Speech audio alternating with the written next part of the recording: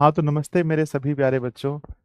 कैसे हैं आप सभी लोग? उम्मीद करता हूँ कि बहुत अच्छे होंगे, बहुत स्वस्थ होंगे आप सभी लोग, परिवार में भी सब लोग स्वस्थ होंगे और आप लोग अपनी पढ़ाई बच्चों बहुत ज़्यादा मेहनत से कर रहे होंगे।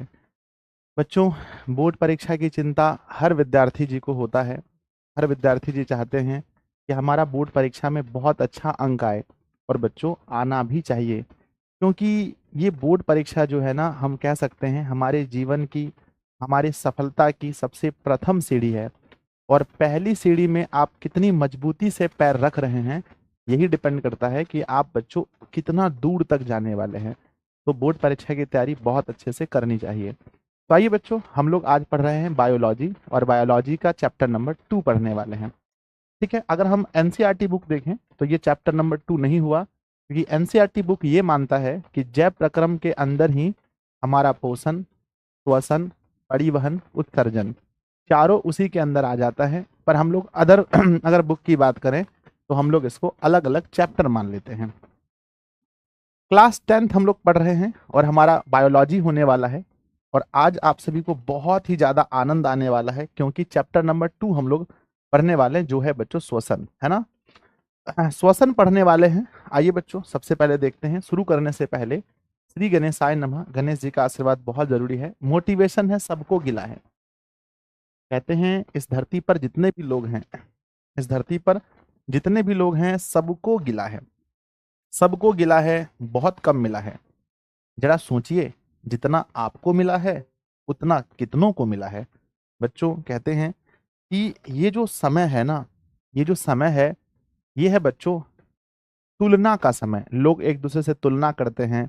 अगर किसी के पास साइकिल नहीं है तो वो साइकिल वालों से परेशान है, भैया उनको साइकिल दिया भगवान ने। साइकिल वाला परेशान है मोटरसाइकिल वाले से, मोटरसाइकिल वाला कार से, कार वाला बहुत अच्छे ब्रांड के कार से, अच्छे ब्रांड वाला सोचते हैं और भी कुछ हो जाए। तो प्यारे बच्चों, क्या इस दुनिया में कोई भी बच्चों सुखी है? हर व्यक्ति जो भी एक दूसरे से तुलना कर रहा है वो बिल्कुल भी सुखी नहीं है। तो बच्चों, आज के मोटिवेशन से हमने ये सीखा कि हमें जीवन में हमें जीवन में तुलना नहीं करना चाहिए। अगर हमारे पास कुछ नहीं है, भगवान का दिया हुआ दोनों आंख अच्छा है, हमारा फेस अच्छा है, हाथ अच्छा है, पैर अच्छा है, तो सोचिए दुनिया में करोड़ों ऐसे लोग हैं जिसके पास हाथ पैर भी नहीं है बच्चों। तो इस मोटिवेशन के साथ हम लोग आज की क्लास को शुरू करेंगे। इसलिए हमेशा जो भी भगवान ने दिया है, अल्लाह ने दिया है, हमेशा उसका शुक्रगुजार करिए बच्चों। चलिए क्लास को शुरू करते हैं। आपको सबसे पहले इस चैप्टर को जब हम पढ़ाएंगे, इसका टेस्ट आप कहाँ पर देंगे बताइए। इसका टेस्ट आपको देना है ड्रीम 4 50+ बैच में। इस क्लास का रिकॉर्डेड आप कहाँ देखेंगे, इस क्लास का नोट्स, पीडीएफ, हर चीज कहाँ मिलेगा? इस बैच के अंदर में, बिहार मैट्रिक परीक्षा वाले बैच में। जरूर सब लोग ज्वाइन कर लीजिएगा। फीस 749 रुपए है।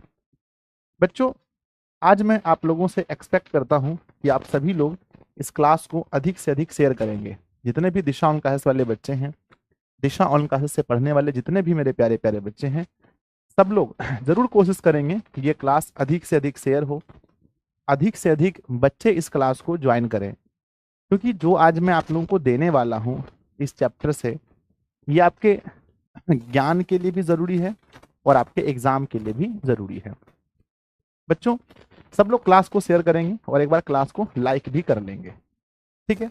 और मैं एक बार फिर से आप लोगों को याद दिला देना चाहता हूँ, मैं आपको बार बार याद दिलाता हूँ कि हमारा सपना, हमारा जो ड्रीम है 10th क्लास में, वो छोटा मोटा नहीं है, 450+ का है। और जिस विषय को हम पढ़ रहे हैं, जिस विषय को हम पढ़ रहे हैं उस विषय में हमेशा 100/100 का ड्रीम रखना चाहिए। और सेल्फ स्टडी के बारे में आप लोग पूछते हैं, सेल्फ स्टडी कितना घंटा होना चाहिए? मिनिमम अभी 4 घंटा, मिनिमम बच्चों, मिनिमम कम से कम अगर हम बात करें तो 4 से 5 घंटे अभी सेल्फ स्टडी आप लोगों को करने चाहिए। 4 से 5 घंटे सेल्फ स्टडी करने चाहिए आपको। चैप्टर, जो भी चैप्टर हम शुरू करते हैं, मेरा आदत है बच्चों की चैप्टर के बारे में थोड़ा सा नॉलेज आपको दे देना। ये चैप्टर परीक्षा के दृष्टिकोण से कितना बड़ा है, इस चैप्टर को पढ़ने में टोटल कितना टाइम लगेगा, इन सभी बातों पर हमें बात करना चाहिए। एक बच्चा कमेंट बॉक्स में लिखा है साउंड प्रॉब्लम। मुझे नहीं लगता कि साउंड प्रॉब्लम होगा बच्चों, एक बार देख लो आप सभी लोग, ठीक है।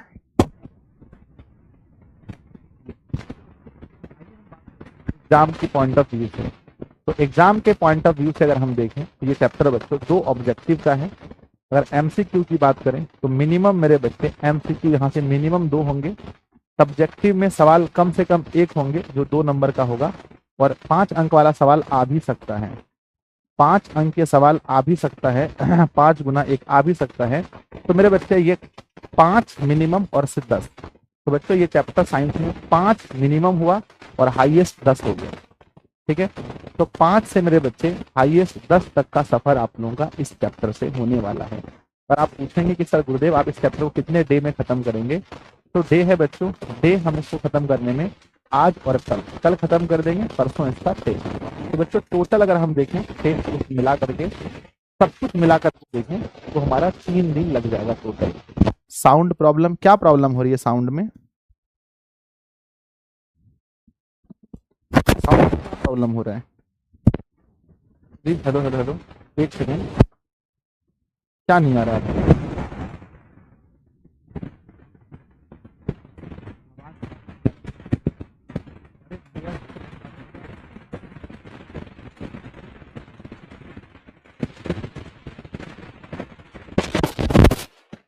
तो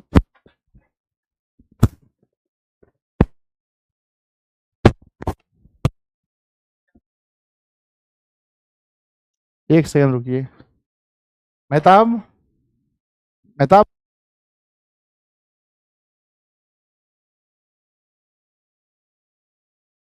ठीक है बच्चों, प्लीज एक बार देखेंगे सब लोग, उधर हटो देखना साउंड।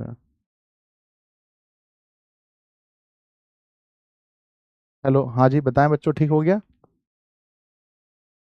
हो गया, हाँ, हो गया ठीक।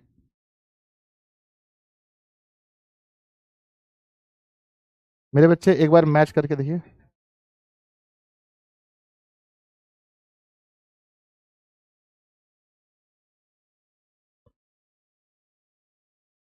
मेरे बच्चे प्लीज एक बार सब लोग मिला लीजिए। चलो शुरू करते हैं, एवरीथिंग ओके? मेरे बच्चे प्लीज एक बार इंश्योर करेंगे सब लोग। चलो ठीक है, चलिए एक बार दिखाइए, यस यस ठीक हो गया, बहुत सुंदर, अति सुंदर। ठीक है, तो ये हमने बताया आपको, जैसा कि आपको मैंने कहा कि मेरे बच्चे आपका जो है एमसीक्यू इसमें मान लो 2 नंबर के हैं, सब्जेक्टिव 2 नंबर के हो गए, 5 अंक के प्रश्न 5 नंबर के हो गए, टोटल 5 से 10 नंबर का हो गया, और इसको पढ़ने में 1 से 2 दिन हम लोग लेंगे। बच्चों हम लोग बात करते हैं बायोलॉजी में, हर अगला चैप्टर अपने पिछले चैप्टर से जुड़ा हुआ है। तो बच्चों याद कीजिए कि हम लोग पिछले चैप्टर में कहाँ तक पढ़े थे। आप याद करेंगे तो आप पाएंगे कि सर पिछले चैप्टर में जो हम पढ़े थे उनका नाम था बच्चों, है ना, सबसे पहले अगर हम देखें उसको पहले भी, तो एक है बच्चों एनसीईआरटी में चैप्टर जिसका नाम है जैव प्रक्रम। क्या नाम है? जैव प्रक्रम, लाइफ प्रोसेस बच्चों। अच्छा, जैव प्रक्रम में कौन कौन से चैप्टर आ जाएंगे? आप सभी लोग बच्चे जानते हैं गुरुदेव, जैव प्रक्रम में ही हमारा आता है पोषण, जैव प्रक्रम में ही हमारा पोषण आता है, जैव प्रक्रम में ही हमारा श्वसन भी आएगा, और जैव प्रक्रम में ही हमारा परिवहन भी आएगा, और जैव प्रक्रम में ही हमारा उत्सर्जन ही आएगा ना, उत्सर्जन भी आएगा। तो जैव प्रक्रम के अंदर हमारे टोटल 4 चैप्टर आ जाएंगे। ठीक है, और हम लोग जिस तरह से पढ़ रहे हैं पोषण, श्वसन, परिवहन और उत्सर्जन। ठीक है, जब आप टेस्ट लगाने जाएंगे, जब ऐप पर आप टेस्ट लगाएंगे तो ऐप पर टेस्ट में भी आप जाकर देखेंगे तो आपको ये चारों चैप्टर एक साथ ही देखने को मिलेंगे। तो बच्चों पिछले चैप्टर में हम लोग पोषण पढ़े थे, और पोषण में हमने ये देखा था कि अगर हमारा भोजन का साइज बड़ा बड़ा है, अगर हमारा भोजन का साइज क्या है, बड़ा बड़ा है, तो वह भोजन बच्चों, है ना, उस भोजन को हमने पचा लिया था, उस भोजन को पचा लिया था, और पचा हुआ भोजन कुछ इस तरह से था, इस तरह से था। यानी ये कौन सा भोजन है, जल्दी बोलो, ये कौन सा भोजन है? तो कहते हैं कि सर ये जो है ये है हमारा, ये है हमारा पचा हुआ भोजन, ये है पचा हुआ भोजन। तो पिछले चैप्टर में हमने यही देखा था कि हमारा पोषण क्या है, और जब हम किसी भी पदार्थ को खाते हैं तो किस तरह से उसका पाचन होता है। तो पिछले चैप्टर में हम लोग पचा हुआ भोजन तक पढ़ लिए थे कि भोजन हमारा पच गया। अब हमारा जब भोजन पच गया बच्चों, यहां से हमारा प्रोसेस शुरू होता है। भोजन जब पच गया तो अब हमें ऊर्जा की आवश्यकता है। तो क्या सिर्फ भोजन खाने से और उस भोजन के पचने से हमें ऊर्जा मिल जाएगी? बोलो यस और नो। भोजन के पचने से क्या हमें ऊर्जा मिल जाएगी? तो सब लोग कहेंगे गुरुजी नहीं, नो। सिर्फ भोजन के पचने से हमें ऊर्जा एनर्जी नहीं मिलती है, नो। बच्चों पचा हुआ जो भोजन होता है, पचा हुआ जो भोजन होता है इसमें क्या क्या होता है? सर पचा हुआ भोजन मुख्य रूप से ग्लूकोज कहलाता है। क्या कहलाता है?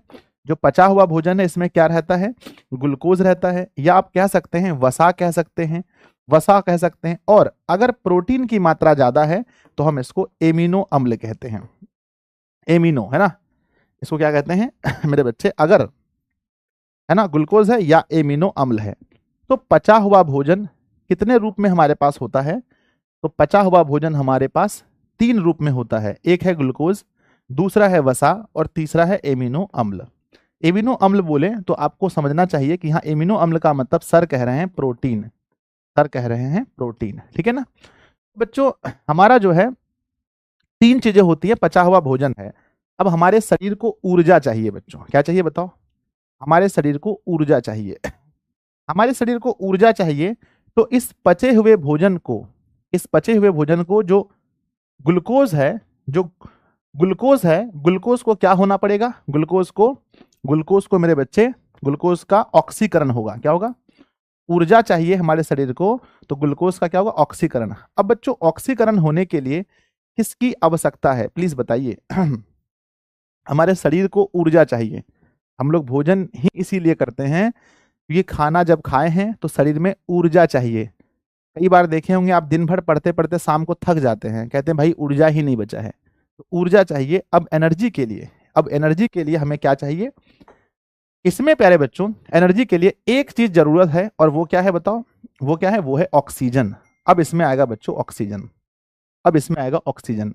यानी पहले से हमारे पास था पहले से हमारे पास था C6H12O6 यानी ग्लूकोज। पहले से हमारे पास था ग्लूकोज और इसमें मिल गया ऑक्सीजन। क्या मिल गया? ऑक्सीजन। और बच्चों बहुत सारे एंजाइम हमारे पेट में पहले से ही होते हैं, एंजाइम होते हैं। अब मैं आपको आगे बताऊंगा एंजाइम क्या होता है। एंजाइम क्या होता है? हमारे शरीर की जो रासायनिक क्रिया है, रासायनिक अभिक्रिया है या रासायनिक क्रिया कह लीजिए, उसको गति देता है, यानी उसको तेजी से करता है। तो एंजाइम का काम क्या होता है बताओ? एंजाइम का काम होता है शरीर की रासायनिक क्रिया को बढ़ाना, शरीर की रासायनिक क्रिया की गति को बढ़ाना, शरीर की रासायनिक क्रिया की गति बढ़ाना, गति बढ़ाना। तो बच्चों पहले से हमने जो भोजन खाया था वो भोजन पचने के बाद ग्लूकोज बन गया था और ग्लूकोज में जैसे ही हमने ऑक्सीजन डाला तो हमें क्या मिला बच्चों? ऑक्सीजन डाला तो हमें मिला सबसे पहले कार्बन डाइऑक्साइड। कौन से गैस निकला बताओ? आपको पता भी होगा कि हम मनुष्य ऑक्सीजन को ग्रहण करते हैं, इस वातावरण से ऑक्सीजन को ग्रहण करते हैं। ऑक्सीजन को जब हम ग्रहण करते हैं तो वह ऑक्सीजन हमारे कोशिका तक पहुंचता है और हर कोशिका में क्या बैठा है बोलो? हर कोशिका में बैठा है, हर कोशिका के अंदर बैठा है पचा हुआ भोजन यानी ग्लूकोज। हर कोशिका के अंदर ग्लूकोज बैठा है और जैसे ही इस ग्लूकोज में ऑक्सीजन मिल जाएगा और बहुत सारे एंजाइम भी इसमें सहायता करते हैं तो हम लोग क्या छोड़ते हैं बोलो? Carbon dioxide. और साथ में क्या बनता है? साथ में बनता है जल। साथ में क्या बनता है? जल। कार्बन डाइऑक्साइड प्लस में बनता है जल और बहुत सारी एनर्जी, और बहुत सारी बोलो एनर्जी, ऊर्जा, हिंदी में कहते हैं ऊर्जा। तो प्यारे बच्चों यही है श्वसन, यही है श्वसन। आप देख सकते हैं यही हमारा श्वसन है। अभी तो मैं आपको बेसिक से बाहर बाहर बता रहा हूं, अब इसके अंदर हम लोग इंटर करेंगे। तो आपने देखा बच्चों कि किस प्रकार से हमारे शरीर को एनर्जी बनाने के लिए, किस प्रकार से हमारे शरीर को ऊर्जा बनाने के लिए, एनर्जी बनाने के लिए किसकी आवश्यकता है बोलो?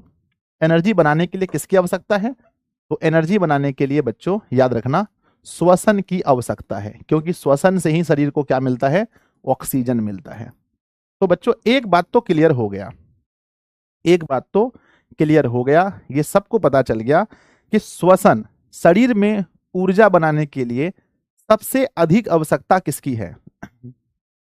शरीर में ऊर्जा बनाने के लिए सबसे अधिक आवश्यकता किसकी है? कमेंट बॉक्स में लिखेंगे। तो बच्चों वो है श्वसन की। आप अगर खाना खा भी लेंगे बच्चों, खाना खा भी लेंगे और वो भोजन अगर आपका पच भी जाएगा तो वो भोजन बिना ऑक्सीजन का, आगे आप देखेंगे कि बिना ऑक्सीजन का वो ज्यादा एनर्जी आपको नहीं दे पाएगा। तो ज्यादा एनर्जी हमें तभी मिलता है जब हम श्वसन करते हैं। तो एक कारण तो आपको पता चल गया कि श्वसन शरीर में ऊर्जा के निर्माण के लिए होता है, ऊर्जा के निर्माण के लिए होता है। अब बच्चों थोड़ा सा हम आगे बढ़ते हैं, हम आपको बताते हैं कि बिना ऑक्सीजन का भी ऊर्जा निर्माण होता है, बिना ऑक्सीजन का भी ऊर्जा निर्माण होता है। कैसे? आइए हम आपको आगे समझाते हैं।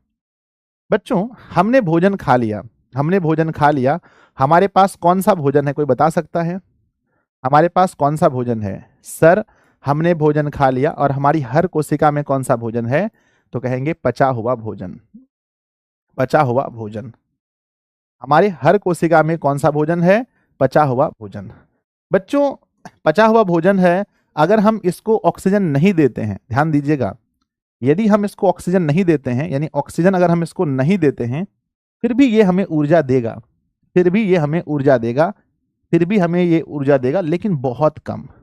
ये मान लो ऊर्जा है, 2 ऊर्जा है ना, ऊर्जा का यूनिट है, इकाई है, बहुत कम ऊर्जा देगा, बहुत कम ऊर्जा हमें देगा, बहुत कम ऊर्जा देगा। और जैसे ही हम इसमें क्या मिला देते हैं, ऑक्सीजन ऐड कर देते हैं, तो ये हमें ऊर्जा देता है, कम नहीं, बहुत ज्यादा ऊर्जा, बहुत ज्यादा ऊर्जा देता है, बहुत ज्यादा ऊर्जा देता है। तो ये बच्चों हमें ऊर्जा बहुत ज्यादा देता है। तो देखो यहां पर भी हमारा हुआ श्वसन। बच्चों इसी तरह से देखते हैं कि श्वसन 2 तरह से हो जाता है। हमारा जो श्वसन है, हमारा जो श्वसन है बच्चों, वो 2 प्रकार के हो जाते हैं। श्वसन 2 प्रकार के हो जाते हैं। एक श्वसन जहां पर ऑक्सीजन नहीं रहता है और एक श्वसन जहां ऑक्सीजन रहता है। क्या इसमें से कोई ऐसा विद्यार्थी है जो मुझे बता पाएगा कि जिस श्वसन में ऑक्सीजन नहीं होता है, श्वसन को हम क्या कहते हैं? जिस श्वसन में ऑक्सीजन नहीं होगा, यानी ऑक्सीजन वहां तक नहीं पहुंचेगा, तो बच्चों उस श्वसन को हम क्या कहते हैं? कोई बता सकता है? बच्चों ने लिखा है कि जिस श्वसन में ऑक्सीजन नहीं रहता है, बिना ऑक्सीजन का भी श्वसन होता है। पहले तो सोच करके आप कंफ्यूज हो गए होंगे कि सर बिना ऑक्सीजन का श्वसन कैसे होता है? तो बच्चों जिस श्वसन में ऑक्सीजन नहीं होता है, हम इसे कहते हैं अवायवीय श्वसन। क्या बोलते हैं? अवायवीय श्वसन, हम इसे अवायवीय श्वसन कहते हैं। और जिसमें ऑक्सीजन होता है, हम उसे वायवीय श्वसन कहते हैं। आगे हम समझाएंगे बहुत अच्छे से कि वायवीय क्या होता है, अवायवीय क्या होता है, ये हम चीजें आगे देखेंगे बच्चों। तो एक है अवायवीय श्वसन और दूसरा है वायवीय श्वसन। कई बुक में ऐसा लिखा जाता है कि अवायवीय श्वसन में 2 एटीपी ऊर्जा मुक्त होती है। अब आगे हम बताएंगे एटीपी क्या होता है।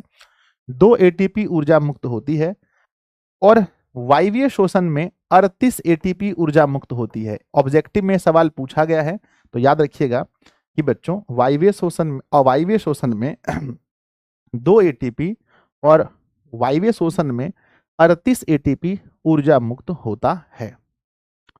बच्चों अब हम आगे बढ़ते हैं, आपको थोड़ा सा और कुछ बेहतरीन समझाने का प्रयास करते हैं। समझाएं, बताओ।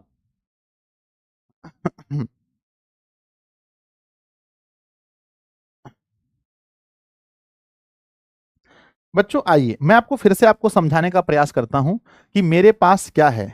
मेरे पास क्या है बताओ? मेरे पास है पचा हुआ भोजन, मेरे पास है पचा हुआ भोजन, यानी बच्चों ग्लूकोज। यानी हम लोग जब भोजन खाते हैं, ये हमारा जमा होता है, तो क्या होता है? ग्लूकोज। बच्चों एक बात बताओ कि जैसे हमारे पास ग्लूकोज होता है, तो इसका ऑक्सीकरण होगा। ग्लूकोज को क्या चाहिए? शरीर में एनर्जी बनाने के लिए, शरीर में ऊर्जा बनाने के लिए ग्लूकोज को क्या चाहिए? सर ग्लूकोज को चाहिए ऑक्सीजन, ग्लूकोज को ऑक्सीजन चाहिए होता है। और जैसे ही हम बच्चों ऑक्सीजन ग्रहण करते हैं, तो हमारा शरीर हमें क्या देता है? बॉडी में बहुत सारे एंजाइम हैं। शरीर हमें क्या देता है? शरीर हमें दो चीज देता है बच्चों। एक तो हमें CO2 देता है, प्लस में H2O देता है, और प्लस में हमें क्या देता है? प्लस में ढेर सारा ऊर्जा। क्या देता है बच्चों? ढेर सारा ऊर्जा। ये संतुलित नहीं है। अगर आपका मन हो संतुलित करने का तो 6 यहां देना, 6 यहां देना, 6 यहां देना, ये समीकरण संतुलित हो जाएगा बच्चों। लेकिन याद रखना कि जब भी हम लोग श्वसन करते हैं, जब भी हम लोग श्वसन करते हैं तो हमें क्या मिलता है? मुख्य हमारा उद्देश्य क्या होता है?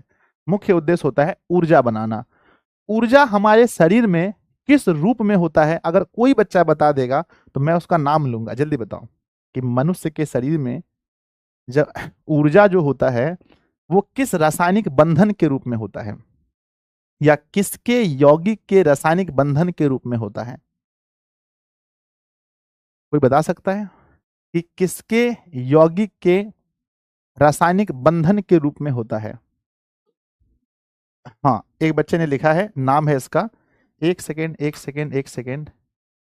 एक बच्चे ने प्यार से लिखा है, सबसे पहला आंसर आया था MD शाहनबाज, ऐसा करके लिखा है ना? MD शाहनबाज का, जिन्होंने लिखा है कि गुरुजी ATP के, याद रखना कि ऊर्जा जो होती है मेरे बच्चे, ऊर्जा जो होती है वो क्या होता है? ATP के रासायनिक ATP के यौगिक के रासायनिक के रूप में, यौगिक के रासायनिक के रूप में होता है, रासायनिक के रूप में होता है। ये भूलना मत, रूप में होता है। मेरे बच्चे एग्जाम में ये सवाल पूछा जाता है कि ये जो ATP के यौगिक के रासायनिक के रूप में होता है, इसीलिए हम लोग ATP को ऊर्जा मुद्रा भी कहते हैं। क्या बोलते हैं बताओ? ATP को क्या बोलते हैं बताओ? ATP को याद रखना, इसीलिए मेरे बच्चे ATP के यौगिक के रासायनिक रूप में, रासायनिक बंधन के रूप में, माफ कीजिएगा, रासायनिक बंधन के रूप में होता है। सॉरी बच्चों, रासायनिक बंधन के रूप में होता है ना? रासायनिक बंधन के रूप में होता है, रासायनिक बंधन के रूप में, रासायनिक बंधन के रूप में होता है। बच्चों एग्जाम में पूछा जाएगा कि सर ये ATP क्या होता है, इसका फुल फॉर्म बताइए। ATP का फुल फॉर्म बोलो बच्चों, क्या लिखेंगे? ATP का फुल फॉर्म ऑब्जेक्टिव में पूछा जाता है, सब्जेक्टिव में भी आता है। तो बच्चों इसका फुल फॉर्म की अगर बात करें तो ATP का होता है है ना, एडिनोसाइन, है ना, एडिनोसाइन ट्राइफॉस्फेट, है ना मेरे बच्चे, एडिनोसाइन, है ना, एडिनोसाइन ट्राइफॉस्फेट, है ना, फोस्फेट, है ना। तो मेरे बच्चे आपने देखा कि एडिनोसाइन ट्राइफॉस्फेट, स्पेलिंग देख लेते हैं, ट्राई PHOSPHAT, ठीक है। तो बच्चों इसका फुल फॉर्म होता है एडिनोसिन ट्राइफॉस्फेट। इसे ऊर्जा मुद्रा भी कहते हैं। याद रखना बच्चों, याद रखना फुल फॉर्म ना, कि ATP को क्या कहा जाता है? तो ऊर्जा मुद्रा भी कहते हैं, मुद्रा भी कहा जाता है, भी कहा जाता है। मेरे बच्चे याद रखना कि ATP के रूप में हमारी ऊर्जा होती है, ATP के रूप में, ट्राई मतलब होता है 3 फॉस्फेट, है ना। आगे देखते हैं बच्चों ये क्या है ना कि रासायनिक ऊर्जा का वाहक है बच्चों, सार्वजनिक वाहक है, यानी किसी भी जीव में ये ऊर्जा को एक जगह से दूसरे जगह लेकर जाने का काम करता है, स्टोर करने का काम करता है, स्टोर करता है, इसलिए हम इसे वाहक भी कहते हैं। एग्जाम में पूछा जाएगा कि रासायनिक ऊर्जा का सार्वजनिक वाहक कौन है? आंसर बताइए, क्या लिखेंगे? रासायनिक ऊर्जा रासायनिक ऊर्जा का सार्वजनिक वाहक कौन है? तो रासायनिक ऊर्जा का सार्वजनिक वाहक कौन है? ATP है। याद रहेगा बच्चों कि रासायनिक जो है रासायनिक ऊर्जा का सार्वजनिक वाहक कौन है? ATP है। अब आपको लगता होगा मेरे बच्चे, आपको ये लगता होगा क्या ATP सिर्फ सजीव में बनता है या निर्जीवों में भी बनता होगा? एक बार सोच के देखिए।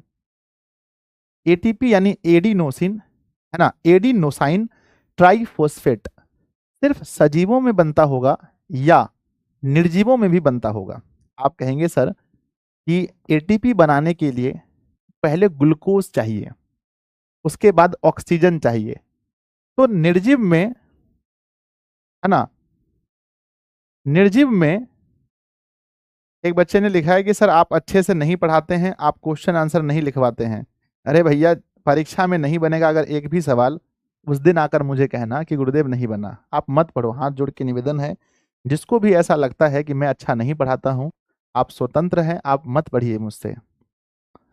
मैंने बोला बच्चों कि एटीपी का निर्माण क्या किसी निर्जीव में हो सकता है? नहीं, सिर्फ सजीवों में हो सकता है, क्योंकि वहीं उनको ग्लूकोज मिलेगा, वहीं उनको ऑक्सीजन मिलेगा। यानी बच्चों सिर्फ जीवित जीवित चीजों में, सिर्फ जीवित चीजों में मिल सकता है। इसीलिए हम इसे जैव ऊर्जा भी कहते हैं। जैव ऊर्जा क्यों कहते हैं? क्योंकि ये सिर्फ सजीवों में, सजीव सजीव को बच्चों हम लोग, सजीव को हम लोग जैव कहते हैं, जैव। और निर्जीव को क्या कहते हैं? तो निर्जीव को मेरे बच्चे अजैव कहते हैं। तो ये सिर्फ सजीवों में है और ये ऊर्जा का ही रूप है, सजीवों में है और ऊर्जा का रूप है। इसीलिए हम इसे इसे जैव ऊर्जा भी कहते हैं। एग्जाम में अगर पूछा जाएगा मेरे बच्चे एटीपी को क्या कहा जाता है, बोलो, है ना, एटीपी को क्या कहते हैं? तो एटीपी को जैव ऊर्जा भी कहते हैं, जैव ऊर्जा भी कहा जाता है, जैव ऊर्जा भी कहा जाता है। याद रहेगा? यस, है ना। चलिए मेरे बच्चे, कोशिका में क्या बना बताओ? कोशिका में बना क्या? सर कोशिका में, शरीर की हर कोशिका में क्या बना? तो सर शरीर की हर कोशिका में क्या बनना चाहिए? ऊर्जा बनना चाहिए। शरीर की हर कोशिका में ऊर्जा बनना चाहिए बच्चों। लेकिन आप क्या एक बात सोचे कि शरीर की हर कोशिका में ऊर्जा बनना चाहिए, पर ऊर्जा बना किससे? बताओ एक बार जल्दी से कि ऊर्जा बना किससे? तो सर ऊर्जा बना है, जैसे मैं अगर आपसे पूछूं कि मोटरसाइकिल का ईंधन क्या है? मोटरसाइकिल का ईंधन क्या है? यानी मोटरसाइकिल जो चलता है भूम भूम भूम भूम, उसका ईंधन क्या है? आप कहेंगे सर मोटरसाइकिल का ईंधन है पेट्रोल। क्या है बच्चों बताओ? मोटरसाइकिल का ईंधन है पेट्रोल। तो याद कीजिएगा कि कोशिका में भी ऊर्जा बनाने के लिए किसकी आवश्यकता पड़ती है? कोशिका में ऊर्जा बनाने के लिए ग्लूकोज की आवश्यकता पड़ती है। तो जैसे मोटरसाइकिल का ईंधन है पेट्रोल, उसी तरह से हमारी कोशिका का ईंधन कौन है बच्चों, बोलो? कोशिका का ईंधन कौन है? तो आप कहेंगे जिस तरह से मोटरसाइकिल का ईंधन है पेट्रोल, उसी तरह से कोशिका का ईंधन है ग्लूकोज। तो बच्चों याद रखिएगा कि ग्लूकोज को कोशिकीय ईंधन कहा जाता है। याद रखना है, बहुत इंपॉर्टेंट पॉइंट है ये, कि ग्लूकोज को, किसको बच्चों? ग्लूकोज को कोशिकीय ईंधन कहा जाता है। ग्लूकोज को कोशिकीय ग्लूकोज को कोशिकीय ईंधन कहा जाता है, कोशिकीय ईंधन कहा जाता है। मेरे बच्चे यहां से बहुत ज्यादातर एग्जाम में सवाल बनते हैं, तो मैं आप लोगों से रिक्वेस्ट करता हूं कि आप इन सभी पॉइंट्स को थोड़ा फास्ट फास्ट बनाएंगे, थोड़ा बहुत फास्ट फास्ट। पहला पूछा गया है एटीपी का full form, adenosine triphosphate. ATP को, या फिर क्वेश्चन ये होगा कि ऊर्जा मुद्रा किसे कहते हैं? Answer ATP. रासायनिक ऊर्जा का सार्वजनिक वाहक, वाहक मतलब होता है स्टोर करके रखने वाला या एक स्थान से दूसरे स्थान तक ले जाने वाला, तो कहेंगे एटीपी। एटीपी को, है ना, किसे जैव ऊर्जा कहा जाता है? जैव ऊर्जा किसे कहा जाता है? तो भी लिखेंगे एटीपी। और कोशिकीय ईंधन किसे कहा जाता है?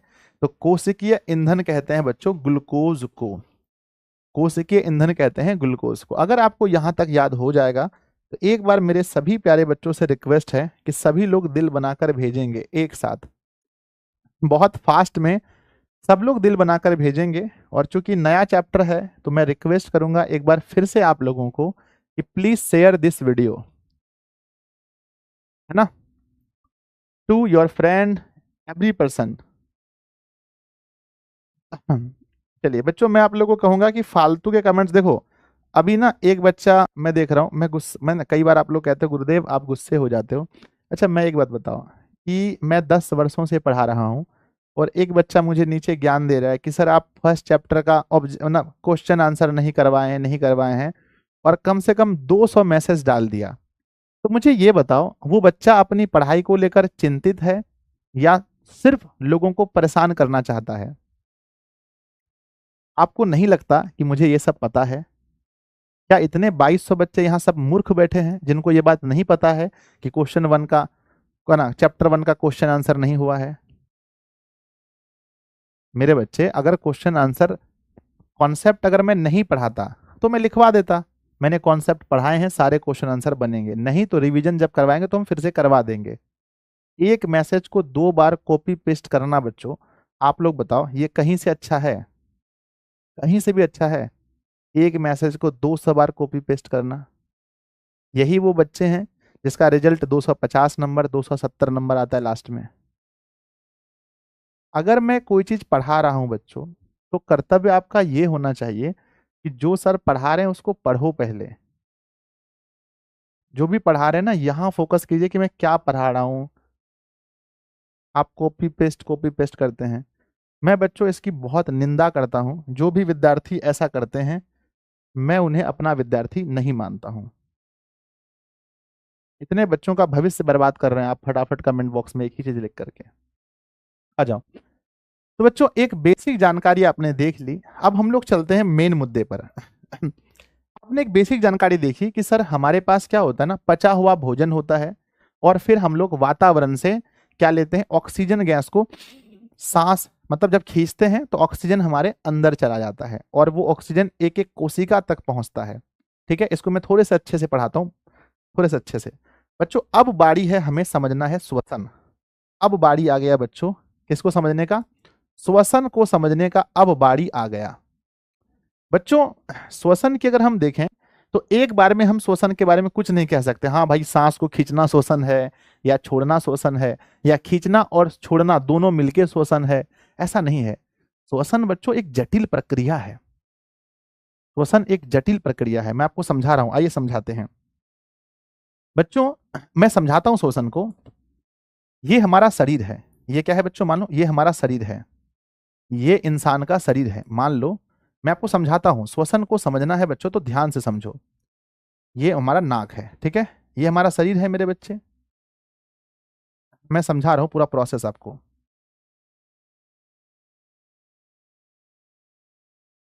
ठीक है मेरे बच्चे ध्यान से। ये हमारा शरीर है, समझने का प्रयास कीजिएगा। अगर समझ गए तो बहुत अच्छी बात है, नहीं समझे तो दिक्कत होगा। ठीक है, ये हमारा शरीर है बच्चों।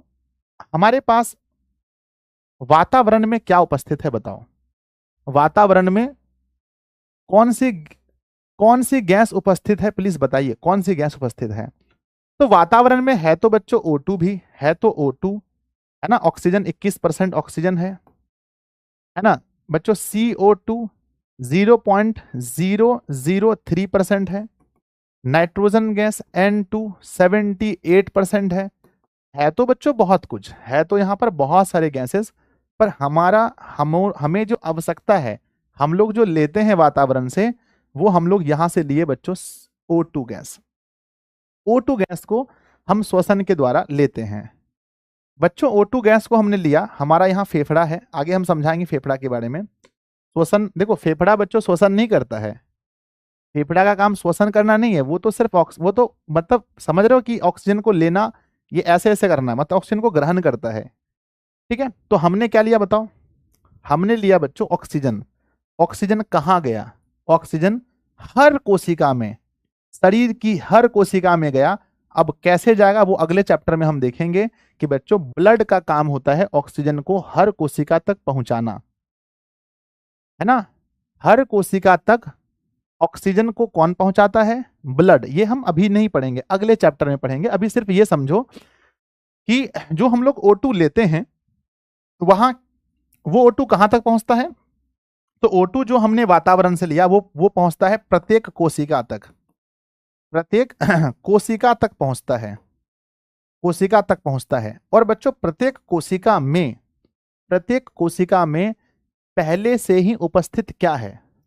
तो प्रत्येक कोशिका के पास उपस्थित है बच्चों ग्लूकोज C6H12O6।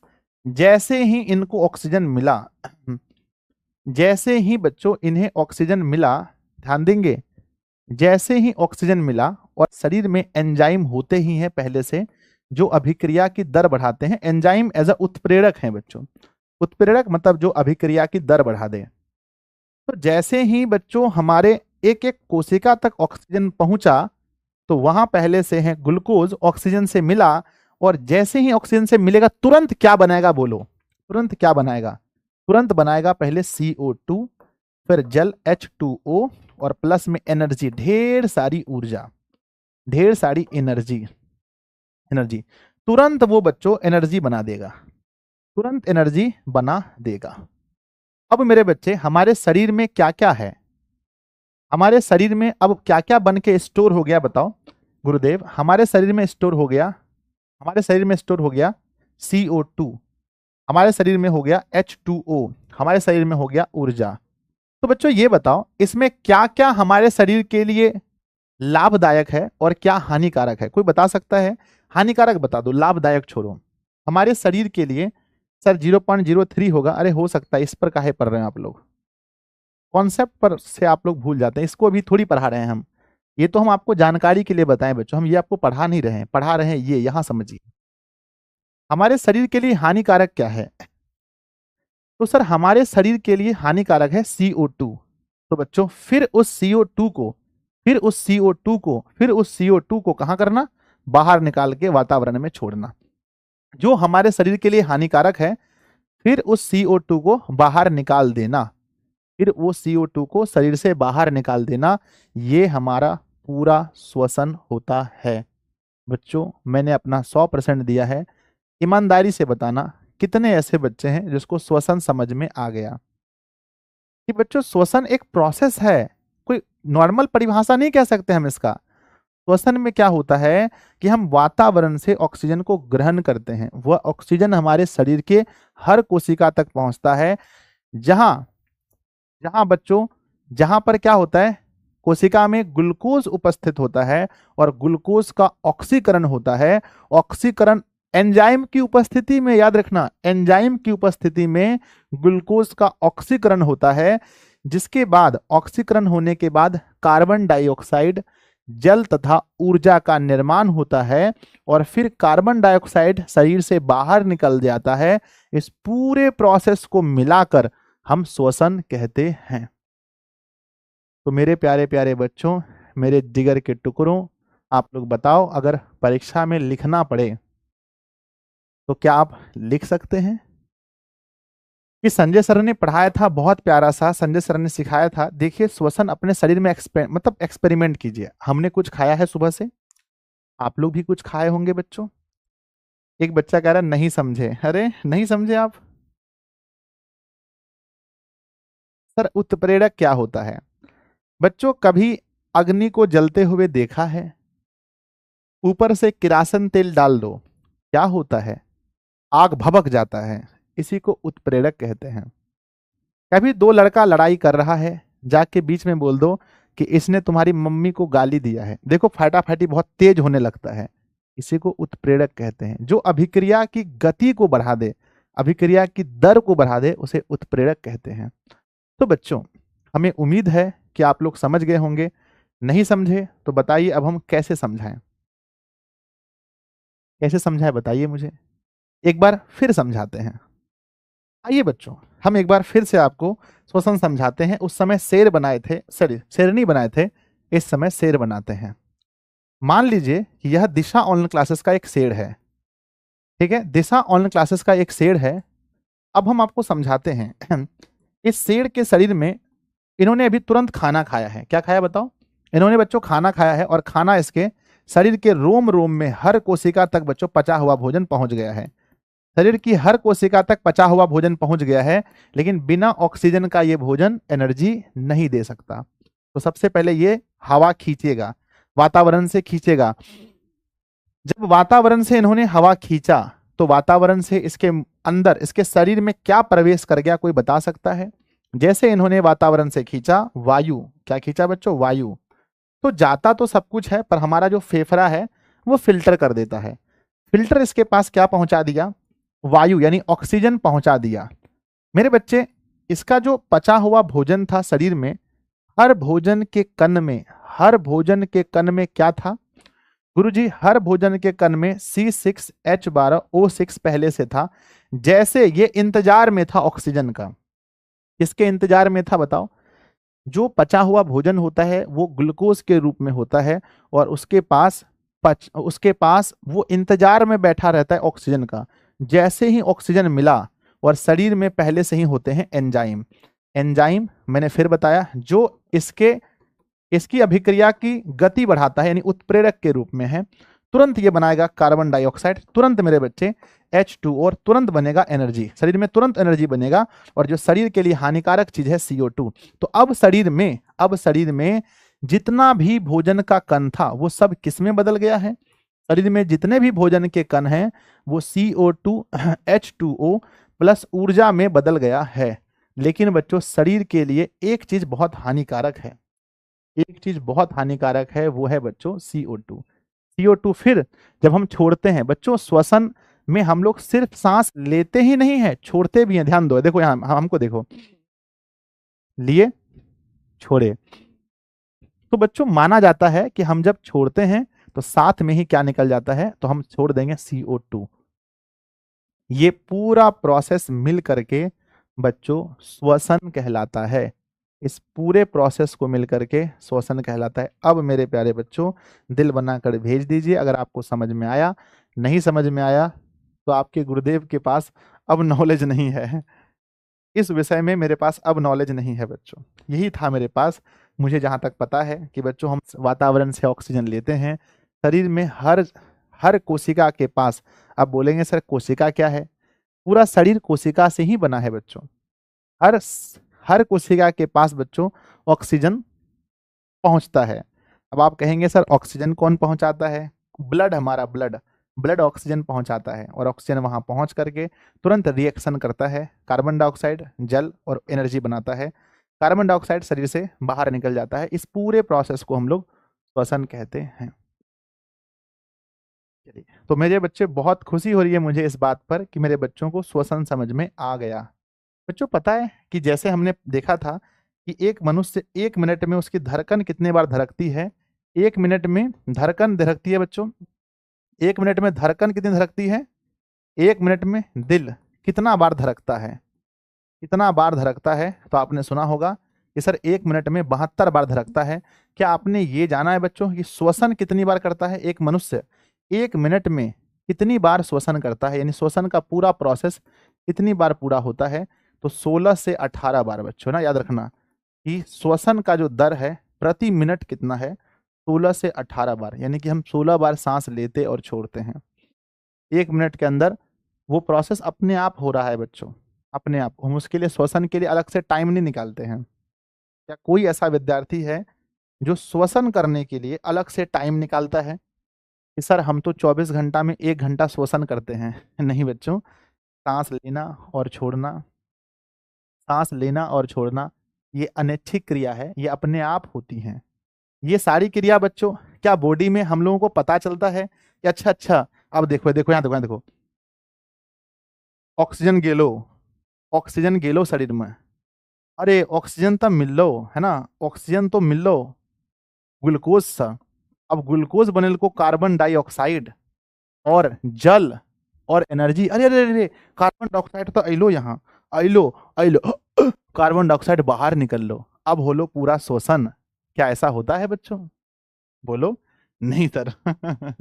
ये सब हमें पता नहीं चलता है ये बच्चों। ये सब अपने आप होता है, ऐसा मत समझना कि अब ऑक्सीजन घुसा, अब जा करके ग्लूकोज से मिला, अब जा करके अब जा करके CO2 बना, H2O बना और ऊर्जा बना।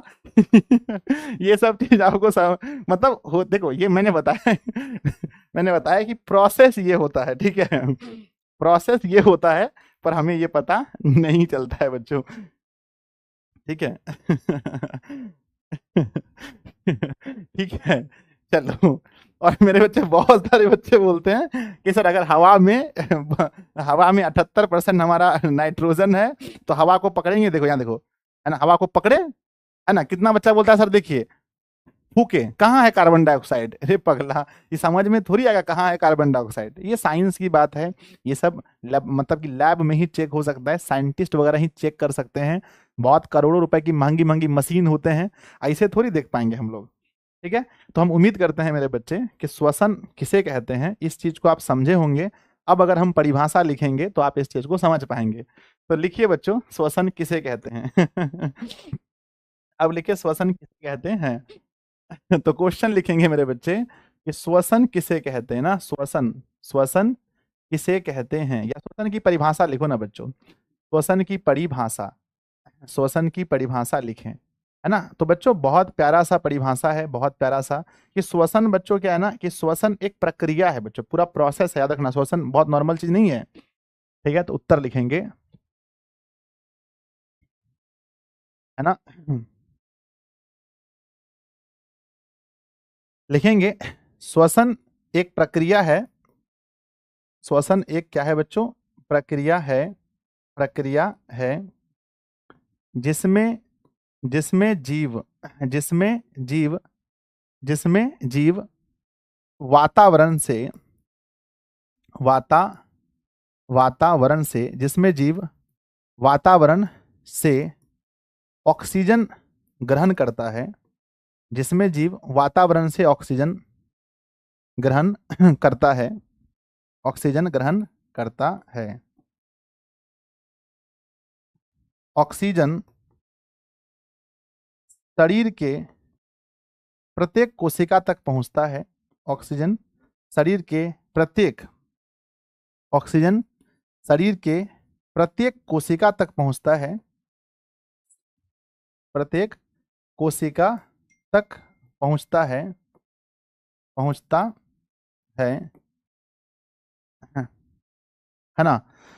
ऑक्सीजन शरीर के प्रत्येक कोशिका तक पहुंचता है, जहां जहां ग्लूकोज से जहां जहां ग्लूकोज जहां ग्लूकोज ना, ग्लूकोज का ऑक्सीकरण होता है, जहां ग्लूकोज का ऑक्सीकरण, सॉरी, जहां ऑक्सीजन शरीर के प्रत्येक कोशिका तक पहुंचता है, जहां ग्लूकोज का किसकी उपस्थिति में, बताओ, अभी बताए थे ना, किसकी उपस्थिति में, किसकी उपस्थिति में बताइए।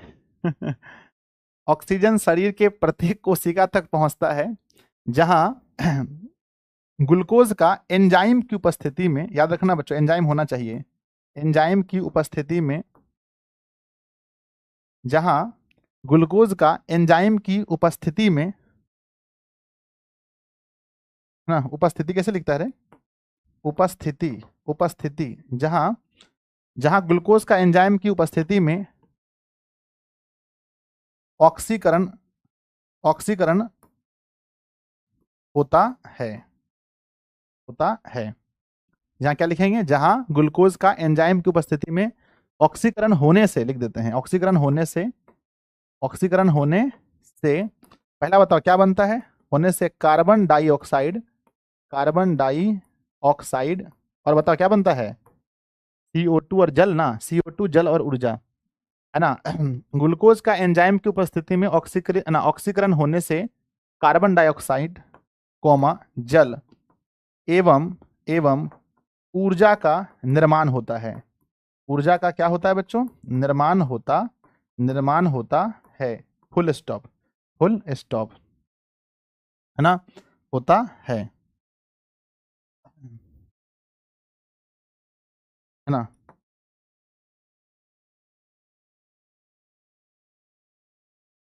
फिर शरीर में बने फिर शरीर में बने बने कार्बन डाइऑक्साइड को,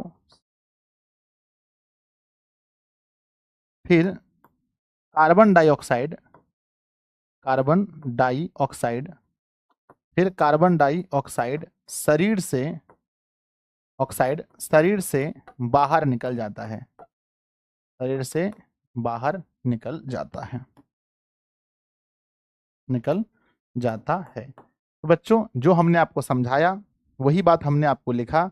ये पूरा का पूरा बच्चों 100% नंबर देने वाला चीज है। अब लास्ट में आप लिख देंगे हमने क्या लिखा है। श्वसन एक प्रक्रिया है बच्चों, एक प्रोसेस है जिसमें जीव वातावरण से ऑक्सीजन को ग्रहण करता है, खींचता है। ऑक्सीजन शरीर के प्रत्येक कोशिका तक पहुंचता है, जहां ग्लूकोज का एंजाइम की उपस्थिति में ऑक्सीकरण होने से कार्बन डाइऑक्साइड, जल एवं ऊर्जा का निर्माण होता है। फिर कार्बन डाइऑक्साइड शरीर से बाहर निकल जाता है। ये पूरा बच्चों क्या है, प्रोसेस है। कितने ऐसे बच्चे हैं जिसको ये याद नहीं करना पड़ेगा, अभी याद हो गया, दिल बनाकर भेजिए कि गुरुदेव आप तो लिखे वही हैं जो आप हमें समझाए हैं कि भैया देखो एक प्रोसेस है जिसमें पहले वातावरण से ऑक्सीजन को ग्रहण करते हैं, ऑक्सीजन शरीर के प्रत्येक कोशिका तक पहुंचता है, जहां ग्लूकोज का एंजाइम की उपस्थिति में ऑक्सीकरण होता है। ऑक्सीकरण होने के बाद मेरे बच्चे, ऑक्सीकरण होने के बाद कार्बन डाइऑक्साइड, जल तथा ऊर्जा का निर्माण होता है, और फिर शरीर से क्या होता है, कार्बन डाइऑक्साइड बाहर निकल जाता है। इसी को हम लोग पूरा प्रोसेस है बच्चों श्वसन। यही बच्चों इसी प्रोसेस को, इसी प्रक्रिया को श्वसन कहते हैं। यहाँ लिख देंगे इसी प्रक्रिया को श्वसन कहते हैं, श्वसन कहते हैं बच्चों।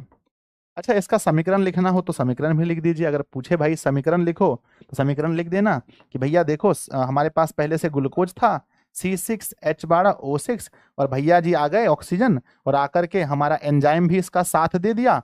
एंजाइम जब साथ दिया ना सर, तब बना लिया ये कार्बन डाइऑक्साइड, और बना लिया पानी यानी जल, और बल भरपूर मात्रा में दे दिया ऊर्जा। इसी को तो सर श्वसन कहते हैं। संतुलित नहीं है तो यहाँ पर 6, यहाँ पर 6, यहाँ पर 6 दे देना। ये है बच्चों समीकरण।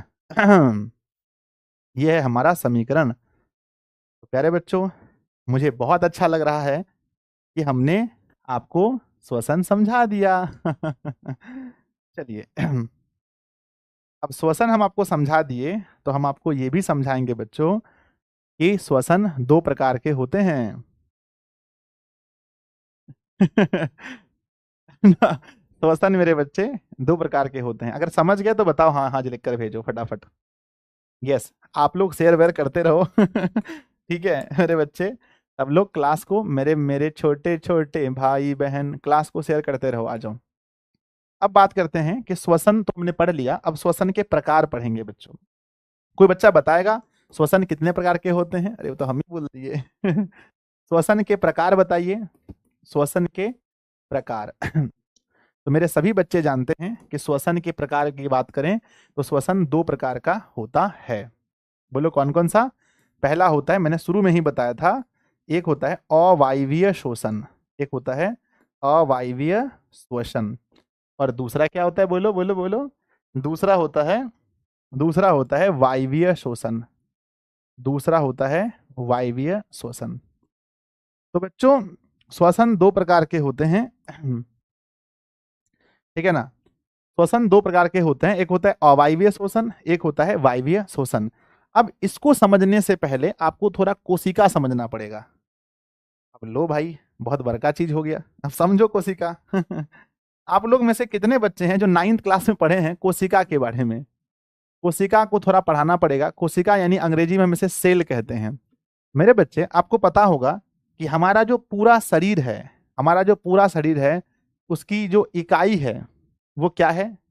वो कोशिका, यानी कोशिका से ही शरीर बनता है। तो हमने पढ़ा था बच्चों कि सबसे पहले हमारा शरीर जो सबसे जो है ना मेरे बच्चे, जो सबसे मूलभूत इकाई है शरीर की वो क्या है बच्चों? कोशिका। कोशिका के मिलने से क्या बनता है? कोशिका के मिलने से बनता है उत्तक, और उत्तक से मिलने से, है ना, कोशिका के मिलने से उत्तक क्या बनता है? 9th क्लास बहुत दिन पहले पढ़ाए थे हम। कोशिका से मिलने से क्या बनता है? कोशिका तंत्र बनता है ना, देख लेना गलती नहीं होना चाहिए। कोशिका के मिलने से शायद कोशिका तंत्र बनता है, कोशिका तंत्र, खैर छोड़ो। और कोशिका तंत्र के मिलने से बनता है उत्तक, और उत्तक के मिलने से बनता है अंग, और अंग के मिलने से बनता है अंग तंत्र, और अंग तंत्र के मिलने से बनता है पूरा शरीर। तो अंग तंत्र के मिलने से पूरा शरीर बनता है। हो सकता है मुझे ईंटों पर गड़बड़ लग रहा है, हाँ टिश्यू बनता है ना। चलो नहीं है तो हटा देते हैं, उत्तक बनता है, हटाओ इसको। तो कोशिका से बनता है उत्तक, उत्तक से बनता है अंग, अंग से बनता है अंगतंत्र, अंगतंत्र से शरीर। आप थोड़ा सा कोशिका के बारे में पढ़े होंगे कि बच्चों कोशिका के विभिन्न अंग होते हैं, है ना। कोशिका के क्या होते हैं, विभिन्न अंग होते हैं, कोशिका के विभिन्न अंग होते हैं। आप लोग शायद पढ़े होंगे मेरे बच्चे कि देखो ये है हमारा कोशिका। कोशिका के अंदर में आप पढ़े होंगे कि कोशिका में मेरे बच्चे सबसे पहले बाहर बाहर कोशिका झिल्ली होता है, पढ़े हैं कोशिका झिल्ली। तो कोशिका के अंदर ना बाहर में होता है कोशिका झिल्ली, कहाँ होता है ये भी बता देते हैं बच्चों बाहर होता है। कोशिका के अंदर क्या क्या होता है कमेंट बॉक्स में लिखिए, देखते हैं कितने बच्चों को याद है, कितने बच्चों को कोशिका के बारे में याद है, फटाफट लिखते चलिए। कोशिका झिल्ली पढ़े होंगे, कोशिका के अंदर मेरे बच्चे, है ना, आप कोशिका द्रव पढ़े होंगे। कोशिका के अंदर बच्चों कोशिका द्रव होता है, जो मेरे बच्चे, है ना, जो किस रूप में, जो द्रव के रूप में होता है। कोशिका में आप पढ़े होंगे बच्चों कोशिका का एक केंद्रक होता है, जो कोशिका को पूरी तरह कंट्रोल करता है। कोशिका के अंदर पढ़े होंगे आप राइबोसोम होता है, राइबोसोम। कोशिका के अंदर मेरे बच्चे आप पढ़े होंगे, है ना, राइबोसोम जो प्रोटीन का पाचन करता है। कोशिका के अंदर आप पढ़े होंगे लाइसोसोम होता है, लाइसोसोम, लाइसोसोम जिसको बच्चों कोशिका का कब्रगाह कहते हैं, है ना। कोशिका के अंदर बच्चों माइटोकांडिया पढ़े होंगे, है ना, माइटोकॉन्ड्रिया, है ना, माइटोकॉन्ड्रिया पढ़े होंगे, है ना, माइटोकॉन्ड्रिया, है ना, माइटोकॉन्ड्रिया पढ़े होंगे, जिसे बच्चों इसका पावर हाउस कहते हैं, कोशिका का पावर हाउस कहते हैं। तो ये सब बच्चों आप कोशिका के अंदर पढ़े होंगे। कोशिका के अंदर ये सब अंग होते हैं, इसके अलावे भी बहुत सारे अंग होते होंगे बच्चों, जो मुझे फटाफट याद आया हम लिख दिए। ये सब चीज हम पढ़े, है ना, 9th क्लास में पहले पढ़ाते थे बच्चों। तो अब एक चीज बताइए कि ये सब कोशिका से अलग है या कोशिका के अंदर है। तो आप कहेंगे सर ये सब कुछ जो है कोशिका के अंदर ही होता है। तो बच्चों हम यहाँ 2-3 चीजों का जिक्र करेंगे, 2 चीज का। एक है बच्चों कोशिका द्रव और एक है कोशिका, है ना, एक है बच्चों, एक है कोशिका द्रव, एक है माइटोकॉन्ड्रिया, कोशिका द्रव और माइटोकॉन्ड्रिया। तो ये दोनों की चर्चा हम लोग यहाँ पर करने वाले हैं। तो आप समझिएगा कि ये सब कोशिका के अंदर ही पाए जाते हैं बच्चों। आइए, तो याद रखना है, सबसे पहले हम पढ़ रहे थे अवायवीय शोषण और ये पढ़ रहे थे वायवीय शोषण, है ना। तो बच्चों पहली बात आपने देखा कि यहां पर जो है, यहां पर ऑक्सीजन नहीं होता है और यहां ऑक्सीजन होता है। तो सीधा हम लोग कहते हैं थोड़ा सा अगर हम देखें, मन कर रहा था कुछ देखने का, यहां पर ग्लूकोज पूरी तरह से विखंडित होगा या यहां पर होगा। तो बच्चों कहते हैं पहली बात है कि यहां पर ऑक्सीजन नहीं होता है। इस श्वसन में क्या नहीं होता है बोलो, तो O2 नहीं होता है। जबकि इस श्वसन में O2 नहीं होता है और वायवीय श्वसन में O2 होता है। तो याद रखना, पहली बात मैंने बोला कि अवायवीय श्वसन में ऑक्सीजन नहीं होगा, यानी ऑक्सीजन नहीं होने पर भी श्वसन पॉसिबल है। ऑक्सीजन नहीं मिलने पर भी श्वसन पॉसिबल है, लेकिन उस श्वसन को कहेंगे अवायवीय श्वसन। और जिसमें मेरे बच्चे ऑक्सीजन है वो वायवीय श्वसन। यहां पर ग्लूकोज का C6H12O6 का कैसा विखंडन होगा बताओ। तो कहते हैं गुरुजी यहां आंशिक विखंडन होगा। कैसा होगा बताओ, आंशिक विखंडन। और यहां कैसा विखंडन होगा बोलो, आंशिक मतलब होता है थोड़ा बहुत, यानी ग्लूकोज टूटेगा, अरे ग्लूकोज टूटेगा तभी तो एनर्जी बनेगा। तो यहां ग्लूकोज टूटेगा लेकिन थोड़ा बहुत टूटेगा, लेकिन यहां ग्लूकोज टूटेगा तो पूरा भरपूर मात्रा में धौ धौ एनर्जी निकलेगा, धौ धौ, समझ रहे हैं ना। तो बच्चों अब कहते हैं कि सर यहां आंशिक विखंडन होता है, यहां ग्लूकोज का पूर्ण विखंडन होता है, पूर्ण विखंडन। अब आप यहां से जाइएगा रात को, आप कहेंगे कि संजय सर पढ़ाए हैं कि बहुत एनर्जी बनाना है तो ग्लूकोज को हुमच के तोड़ना है। अब रात को जाइएगा, अपना हाथ पकड़िएगा, कहिए ग्लूकोज टूट जाओ, ग्लूकोज टूट जाओ, ग्लूकोज टूट जाओ। क्या टूटेगा बच्चों, नहीं टूटेगा। ये प्रोसेस है, प्रोसेस से टूटता है। तो बच्चों आपने देखा कि अवायवीय शोषण जो होता है, अवायवीय शोषण जो होता है, पहली बात ये ऑक्सीजन की अनुपस्थिति में, यानी ऑक्सीजन नहीं होता है, और है ना, और ग्लूकोज का आंशिक विखंडन यहां होता है। तो बच्चों चलिए हम लिखते हैं सबसे पहले इसकी परिभाषा। सबसे पहले लिखते हैं इसकी परिभाषा, परिभाषा मोस्ट इंपॉर्टेंट है। तो लिखेंगे ऑक्सीजन की अनुपस्थिति में, ऑक्सीजन की अनुपस्थिति, उपस्थिति मतलब होता है होना, अनुपस्थिति मतलब नहीं होना। ऑक्सीजन की अनुपस्थिति में ग्लूकोज के ऑक्सीजन की अनुपस्थिति में ग्लूकोज के आंशिक विखंडन से, आंशिक विखंडन से, आंशिक विखंडन से होने वाले श्वसन को, होने वाले, जल्दी बोलो ना रे, होने वाले श्वसन को, होने वाले शोषण को अवायवीय शोषण कहते हैं, अवायवीय शोषण कहते हैं बच्चों। ठीक है, तो जल्दी जल्दी से सब लोग बताइए, क्या आपको याद हो गया मेरे बच्चे? क्या आपको याद हो गया कि सर इसमें बोलना क्या था? बस यही 2 पॉइंट तो बोले आप, जो 2 पॉइंट आप लिखे वही 2 पॉइंट बोल दिए। आपने बोला कि देखिए ऑक्सीजन की अनुपस्थिति में ग्लूकोज के आंशिक विखंडन से होने वाले शोषण को अवायवीय शोषण कहते हैं। या डायरेक्ट भी अगर आप लिख देते कि ग्लूकोज की ऑक्सीजन की अनुपस्थिति में होने वाले शोषण को अवायवीय शोषण कहते हैं, वो भी सही होता। लेकिन मैंने थोड़ा सा और इसमें ऐड कर दिया ताकि आपको बोलने में अच्छा लगे। अब आप बोलेंगे ऑक्सीजन की अनुपस्थिति में ग्लूकोज के आंशिक विखंडन से होने वाले शोषण को, आंशिक मतलब सीधा भाषा बोलो ना कि सर बिना ऑक्सीजन का कनी मनी ग्लूकोज टूटने से जो शोषण होता है ओकरे बोलते हैं अवायवीय शोषण। सीधा बात है कि नहीं? बोलो, जिन बच्चों को याद हो गया जल्दी से बताओ, फटाफट याद हो गया। अब मेरे बच्चे चलते हैं वायवीय शोषण। वायवीय शोषण में सीधा हम लिखेंगे कि यहां तो बच्चों ऑक्सीजन होगा, तो लिखेंगे ऑक्सीजन की उपस्थिति में, क्या लिखेंगे? ऑक्सीजन की उपस्थिति में, ऑक्सीजन की उपस्थिति में अब यहां बताओ ग्लूकोज आंशिक टूटेगा या पूरी तरह से, है ना? ऑक्सीजन की उपस्थिति में ग्लूकोज के पूर्ण विखंडन से, ग्लूकोज के पूर्ण विखंडन से होने वाले शोषण को वायवीय शोषण कहते हैं, वायवीय शोषण कहते हैं बच्चों। क्या बोलते हैं? वायवीय शोषण कहते हैं। तो लिखेंगे कि ना ऑक्सीजन की उपस्थिति में ग्लूकोज के पूर्ण विखंडन से होने वाले शोषण को वायवीय शोषण कहते हैं। अब बच्चों दोनों शोषण की थोड़ी विशेषता हम जानेंगे, जाने बच्चों? चलिए, तो सबसे पहले हम लोग देखते हैं अवायवीय शोषण की विशेषता।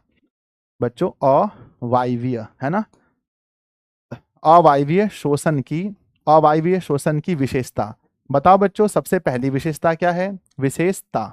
विशेषता सबसे पहली विशेषता क्या है? तो अवायवीय शोषण की सबसे पहली विशेषता यही है कि बच्चों इसमें ऑक्सीजन की अनुपस्थिति में होता है। तो लिखेंगे सबसे पहले कि ऑक्सीजन की अनुपस्थिति, इसमें क्या होता है? ऑक्सीजन नहीं होता है, यानी ऑक्सीजन की उपस्थिति में होता है। पहली विशेषता यही है, ऑक्सीजन की उपस्थिति में होता है। मेरे बच्चे दूसरी विशेषता की अगर हम बात करें, दूसरी विशेषता की बात करें तो जब ऑक्सीजन की उपस्थिति लिख दिए क्या रे? अनुपस्थिति, ऑक्सीजन की अनुपस्थिति में होता है, अनुपस्थिति में होता है, अनुपस्थिति में होता है। बच्चों अगर ये ऑक्सीजन की अनुपस्थिति में होगा तो याद रखना बच्चों इसमें ग्लूकोज का अंशतः विखंडन होगा। तो दूसरा इसकी विशेषता ये हो गई कि C6H12O6 का यहां पर कैसा विखंडन होता है? तो लिखेंगे अंशतः विखंडन होता है, अंशतः विखंडन होता है, अंशतः विखंडन होता है। फिर अगर हम आगे बात करें, तीसरे नंबर पर बात करें तो इसमें कम ऊर्जा का निर्माण होता है, इसमें कम ऊर्जा का निर्माण होता है, इसमें कम ऊर्जा का निर्माण होता है। कम ऊर्जा मतलब कितना लिख सकते हैं क्या? कम ऊर्जा का निर्माण होता है। और बच्चों सबसे बड़ी चीज यह है कि अवायवीय शोषण हमारे शरीर के कोशिका के किस भाग में होता है? कोई बता देगा तो उसको 500 रुपया हम देंगे। जल्दी बताइए, जो अवायवीय शोषण जो है हमारी कोशिका के किस भाग में होता है ना? आपने तो देखा अभी थोड़ी देर पहले कि कोशिका के इतने भाग हैं, कोशिका झिल्ली में, कोशिका द्रव में, या कोशिका या केंद्रक में, या माइटोकांड्रिया में, या राइबोसोम में, या लाइसोसोम में, कहाँ होता है बताओ? कोई बता सकता है क्या मेरे बच्चे? क्या एक भी विद्यार्थी जी बता सकते हैं? कि इतने अगर हैं तो होता आखिर है कहां पर?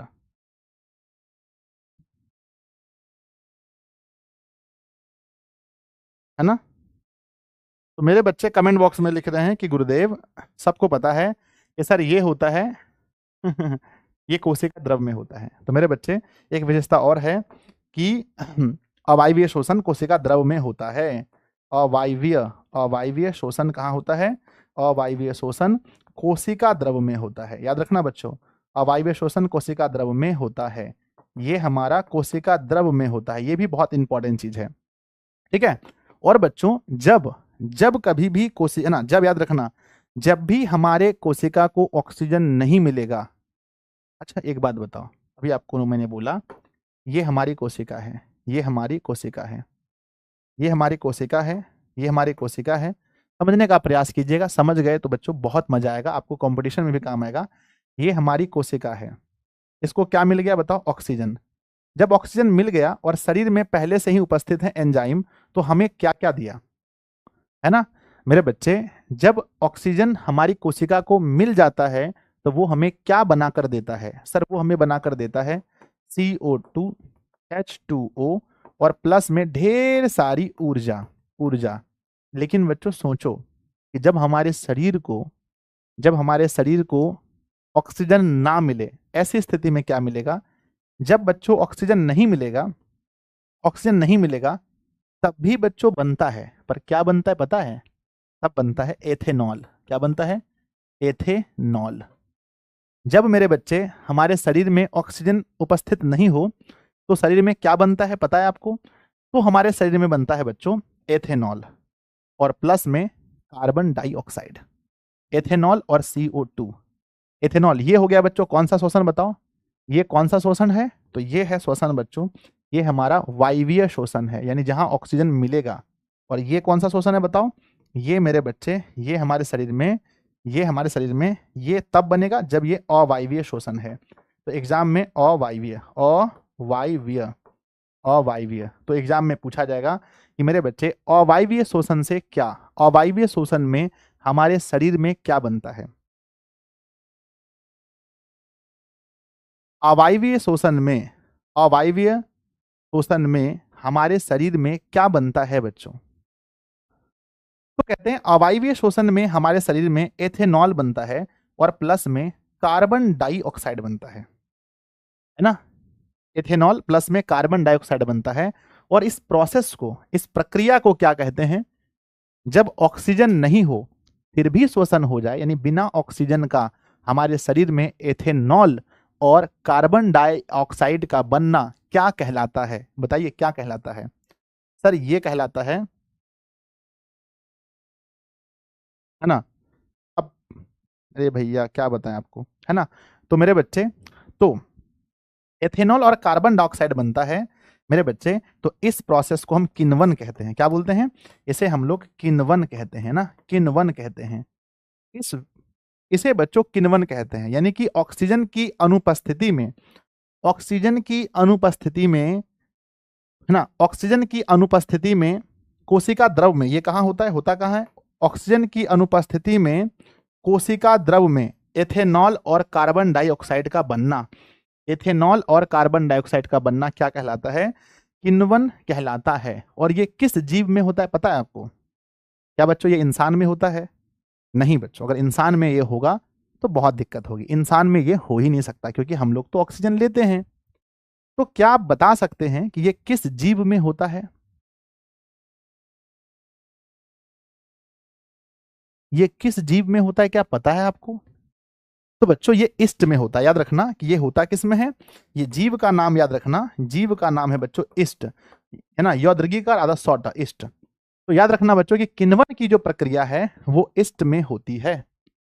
किण्वन की प्रक्रिया इष्ट जीव में होती है। अब आगे हम पढ़ाएंगे जीव के बारे में, जब जीव जनन कैसे करते हैं वहां जाकर के, वहां इष्ट के बारे में आपको पढ़ाएंगे चैप्टर नंबर 6 में, इष्ट क्या होता है। ठीक है। तो बच्चों याद रखना कि यहां लिखेंगे कि इस श्वसन में, इस श्वसन में, इस इस इस प्रकार के श्वसन में, इस प्रकार के श्वसन में, इस प्रकार के श्वसन में एथेनॉल, है ना, एथेनॉल, इस प्रकार के श्वसन में ethanol ethanol ethanol plus carbon dioxide का निर्माण होता है, का निर्माण होता है, होता है बच्चों।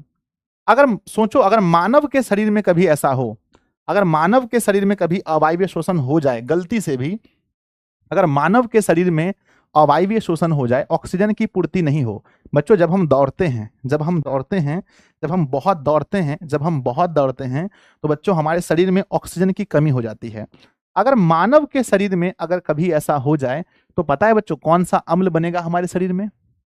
मानव के शरीर में अगर ऐसा होता है, ऑक्सीजन की कमी होती है, अगर मानव के शरीर में बच्चों अवायवीय शोषण होता है, मानव शरीर में, मानव शरीर में, मानव शरीर में यदि यह होता है, यदि ये होता है मेरे बच्चे, तो क्या होगा?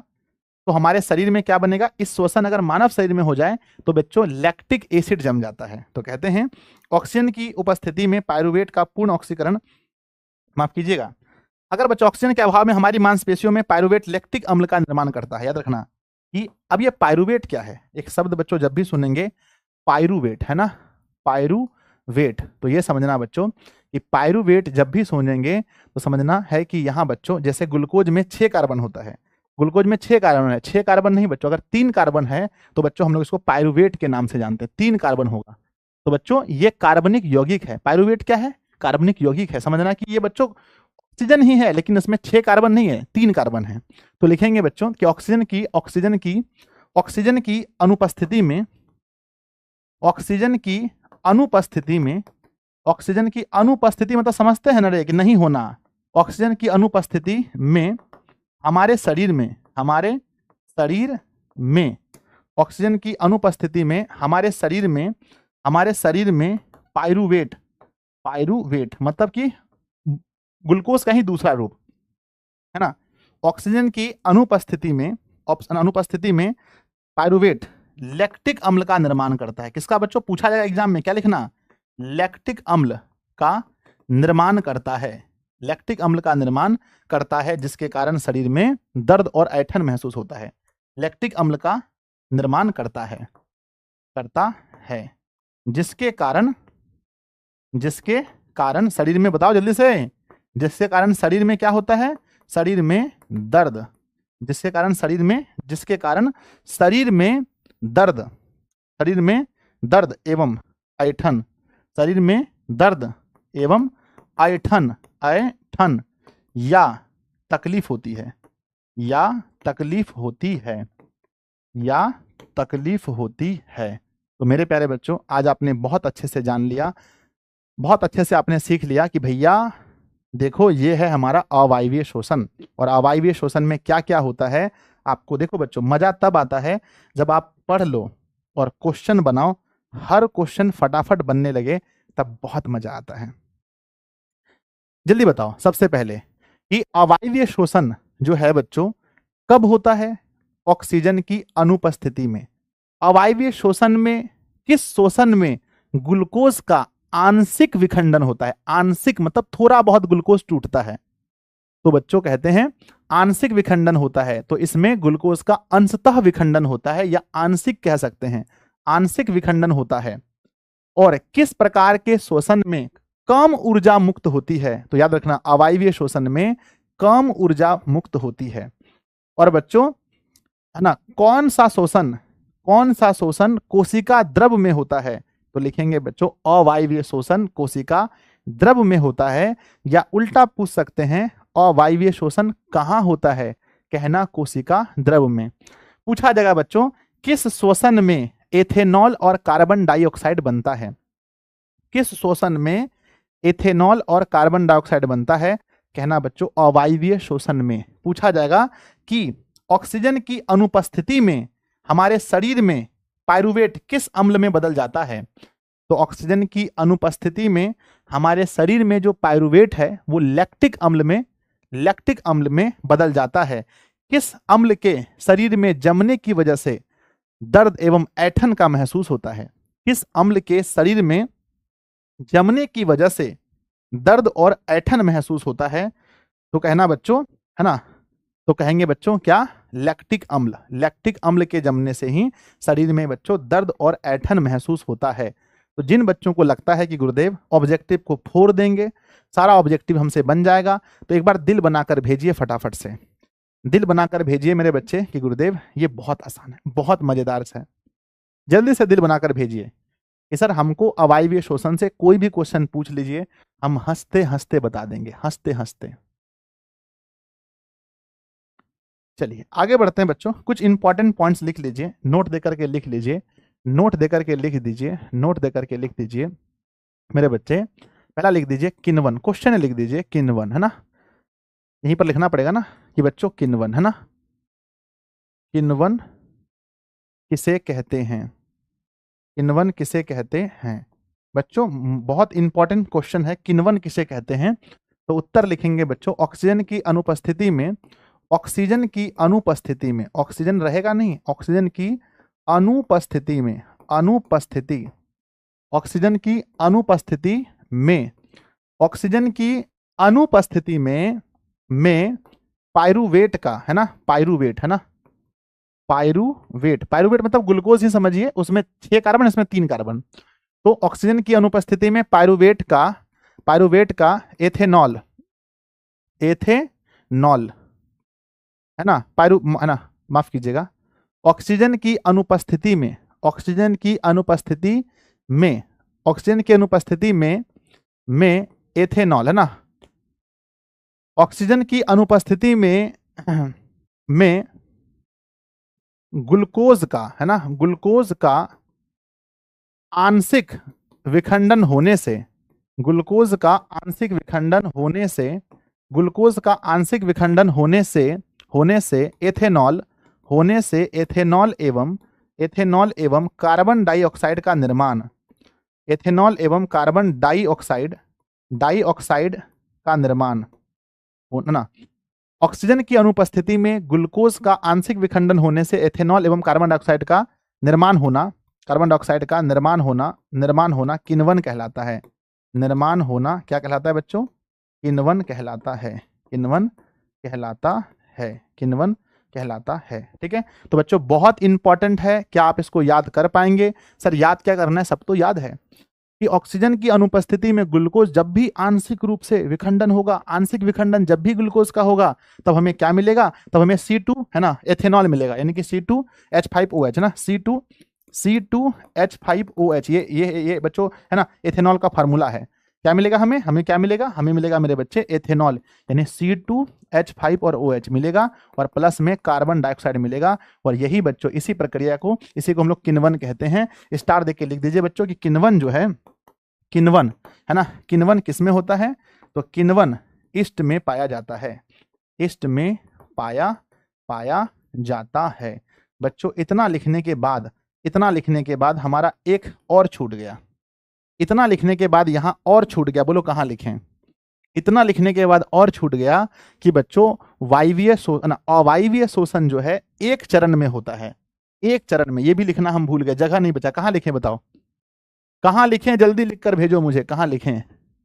सर देखिए लिख दीजिए, यहां पर पॉइंट में हम लिख देते हैं कि अवायवीय शोषण एक चरण में होता है, अवायवीय शोषण, अवायवीय शोषण, अवायवीय शोषण, अवायवीय शोषण एक ही चरण में होता है, एक ही चरण में होता है। आपने देखा कि बच्चों ये सिर्फ माइटोकॉन्ड्रिया में हुआ, सॉरी सिर्फ ये कोशिका द्रव में ही हुआ, यानी एक ही चरण में होता है। और इसमें 2 ATP ऊर्जा का निर्माण होता है, 2 ATP, ये भी लिख दिए याद रखना, 2 ATP ऊर्जा का निर्माण होता है, 2 ATP ऊर्जा का निर्माण होता है, ये हमने लिख दिया बच्चों। ठीक है, तो अब आपको लग रहा होगा कि सर बहुत अच्छे से हम लोग अवायवीय शोषण को समझ गए। अब बढ़ जाओ, अब हम वायवीय शोषण में चलें। अगर आप अवायवीय शोषण समझ गए बच्चों, तो क्या वायवीय शोषण में चलें? चलो तो बच्चों अब हम चलते हैं अवायवीय शोषण हो गया, तो अब चलते हैं वायवीय शोषण में। किसमें? वायवीय शोषण में। तो बच्चों चलिए लिखते हैं वायवीय शोषण, वायवीय शोषण की विशेषता क्या लिखेंगे बच्चों? वायवीय शोषण, वायवीय है ना, वायवीय मतलब जो है ना, वायवीय शोषण की विशेषता, वायवीय शोषण की विशेषता, वायवीय शोषण की विशेषता, विशेषताएं। मेरे बच्चे इतना ऑब्जेक्टिव बनाएंगे, इतना ऑब्जेक्टिव बनाएंगे कि रास्ता ना मजा आ जाएगा बच्चों। वायवीय शोषण की विशेषताएं बताओ, सबसे पहली विशेषता क्या है? सबसे पहली विशेषता बताओ, नंबर 1, यह ऑक्सीजन की उपस्थिति में होता है। तो पहला है बच्चों कि ऑक्सीजन की यह ऑक्सीजन की उपस्थिति में होता है। पहली विशेषता ऑक्सीजन की उपस्थिति में होता है। नंबर दूसरा विशेषता इधर क्या लिखे थे बच्चों? दूसरा लिखे थे यहां पर कि इसमें अंशतः विखंडन होता है। यहां लिखेंगे इसमें ग्लूकोज का, इसमें C6H12O6 का अंशतः या पूर्णतः, तो गुरुजी पूर्णतः विखंडन होता है, पूर्णतः विखंडन होता है। अब जस्ट बताओ कि मेरे बच्चे कि इसमें कम ऊर्जा की अधिक ऊर्जा, इसमें कम ऊर्जा की अधिक ऊर्जा, तो लिखेंगे कि है ना, वायवीय शोषण में अधिक ऊर्जा का निर्माण होता है।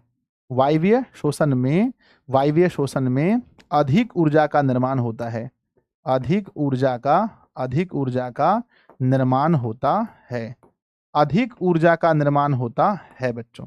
आगे बढ़िए, नेक्स्ट लिखिए नंबर 4 में, है ना, वायवीय शोषण में आपने देखा कि अधिक ऊर्जा का निर्माण होता है। अब ये बताओ ये एक चरण में कि 2 चरण में? तो लिखेंगे यह 2 चरणों में होता है।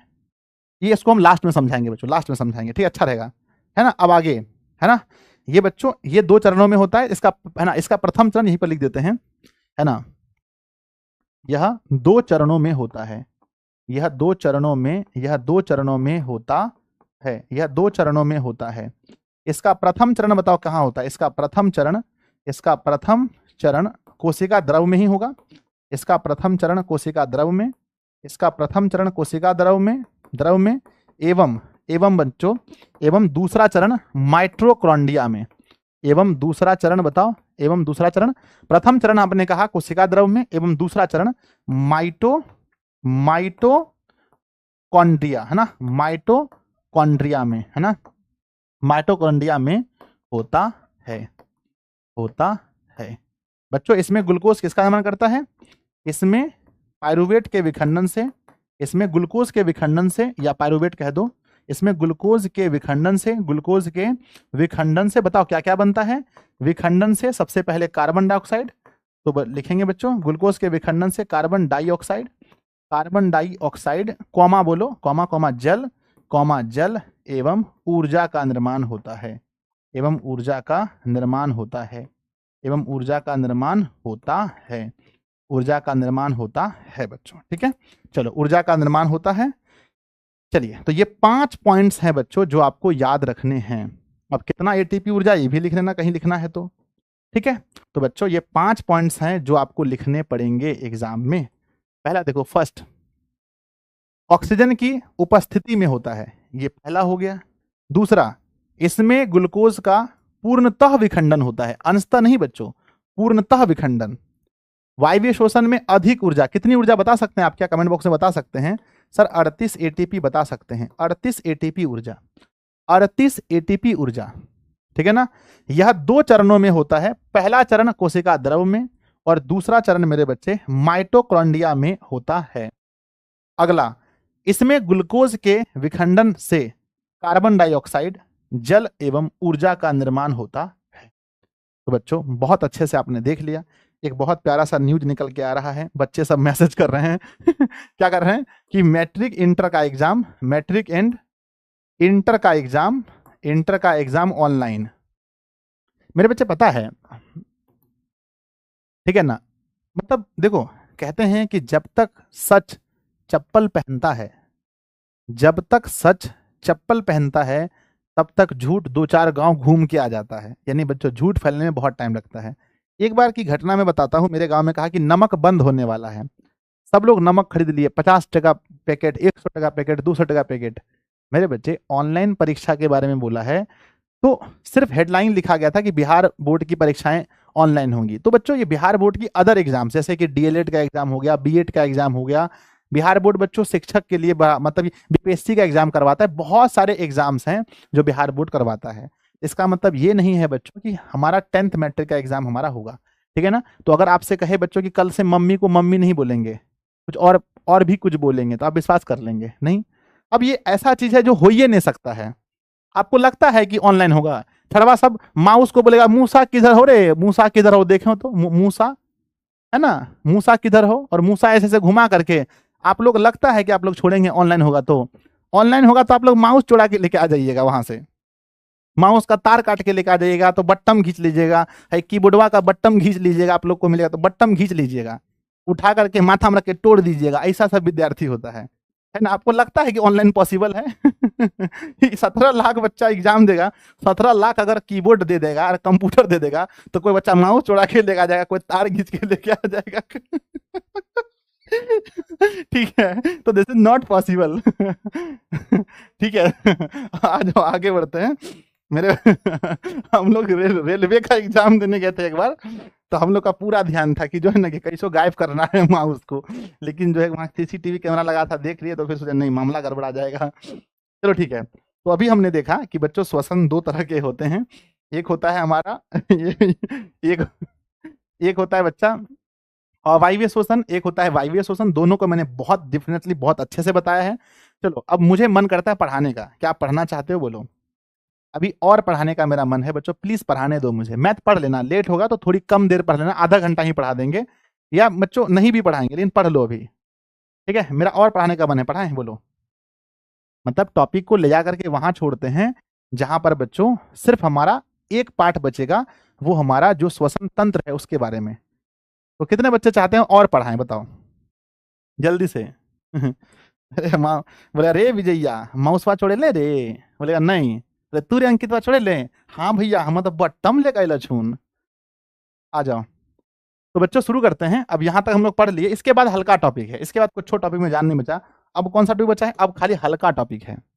तो मेरे बच्चे अब आपने देखा मनुष्य में, अब देखेंगे हम लोग, देखेंगे पौधों में श्वसन। किसमें बच्चों? पौधों में श्वसन।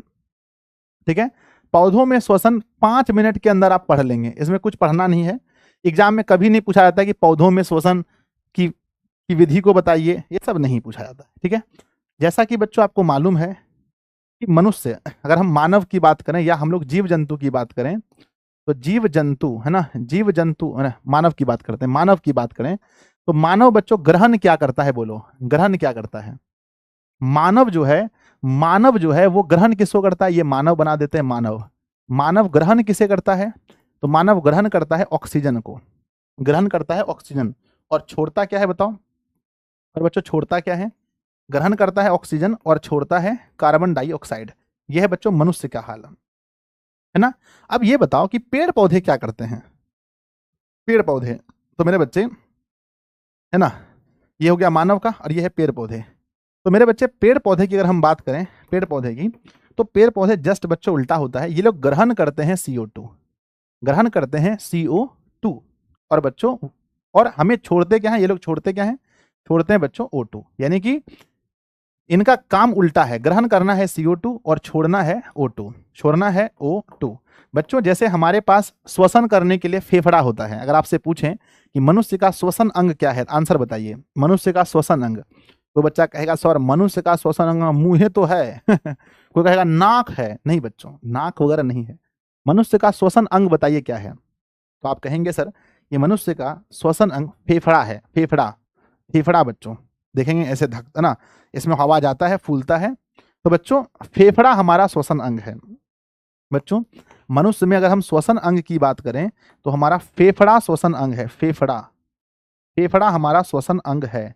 बच्चों क्या किसी पेड़ पौधे में श्वसन अंग होता है? आप सोच के बताइए, क्या किसी पेड़ पौधे में श्वसन अंग होता है? तो मेरे बच्चे किसी पेड़ पौधे में श्वसन अंग नहीं होता है, नॉट, नो नो नो, किसी भी पेड़ पौधे में कोई श्वसन अंग नहीं होता है। इसमें बच्चों और जहां पर भी बच्चों श्वसन अंग नहीं है, समझो वहां, जैसे बच्चों अगरबत्ती की सुगंध हम कमरे में रखते हैं, कमरे में अगरबत्ती रखते हैं, चारों तरफ फैल जाता है, कैसे, किस क्रिया से? विसरण क्रिया से, विसरण अपने आप हो जाता है, विसरण क्रिया से। तो मेरे बच्चे तो याद रखना कि इसमें श्वसन अंग नहीं होता है। तो पूछा जाएगा कि पेड़ में, है ना, तो बच्चों पौधों में श्वसन बस यही याद रखना है कि पेड़ में बच्चों जो श्वसन किस क्रिया से होता है, तो बच्चों याद रखना है कि पेड़ पौधों में श्वसन, पेड़ पौधों में श्वसन, पेड़ पौधों में श्वसन पेड़ पौधों में श्वसन विसरण क्रिया द्वारा होता है। किस क्रिया द्वारा बताओ? विसरण क्रिया द्वारा होता है। विसरण क्रिया, याद रखना बच्चों, विसरण क्रिया द्वारा होता है, द्वारा होता है। पिछले ही क्लास में पढ़ाए थे, गैसों का आदान प्रदान किससे होता है? आदान प्रदान। तो बच्चों पौधों में, हटाओ वो नहीं पढ़ना है ना। अब याद रखना कि बच्चों पौधों में श्वसन कहाँ होता है? कोई मुझे बता सकता है कि पौधों में श्वसन कहाँ होता है? क्या बच्चों पत्ती द्वारा श्वसन होता है? क्या जड़ द्वारा श्वसन होता है? क्या तना द्वारा श्वसन होता है? कहाँ, किसके द्वारा श्वसन होता है, बता सकते हैं?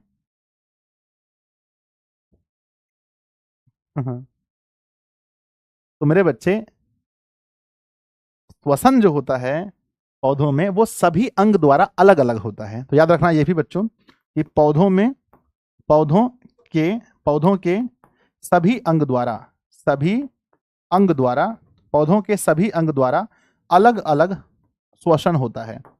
अलग अलग श्वसन होता है, श्वसन होता है। यानी हम कह सकते हैं बच्चों कि पौधों में, यानी हम कह सकते हैं कि पौधों में पत्ती, कोमा, तना एवं जड़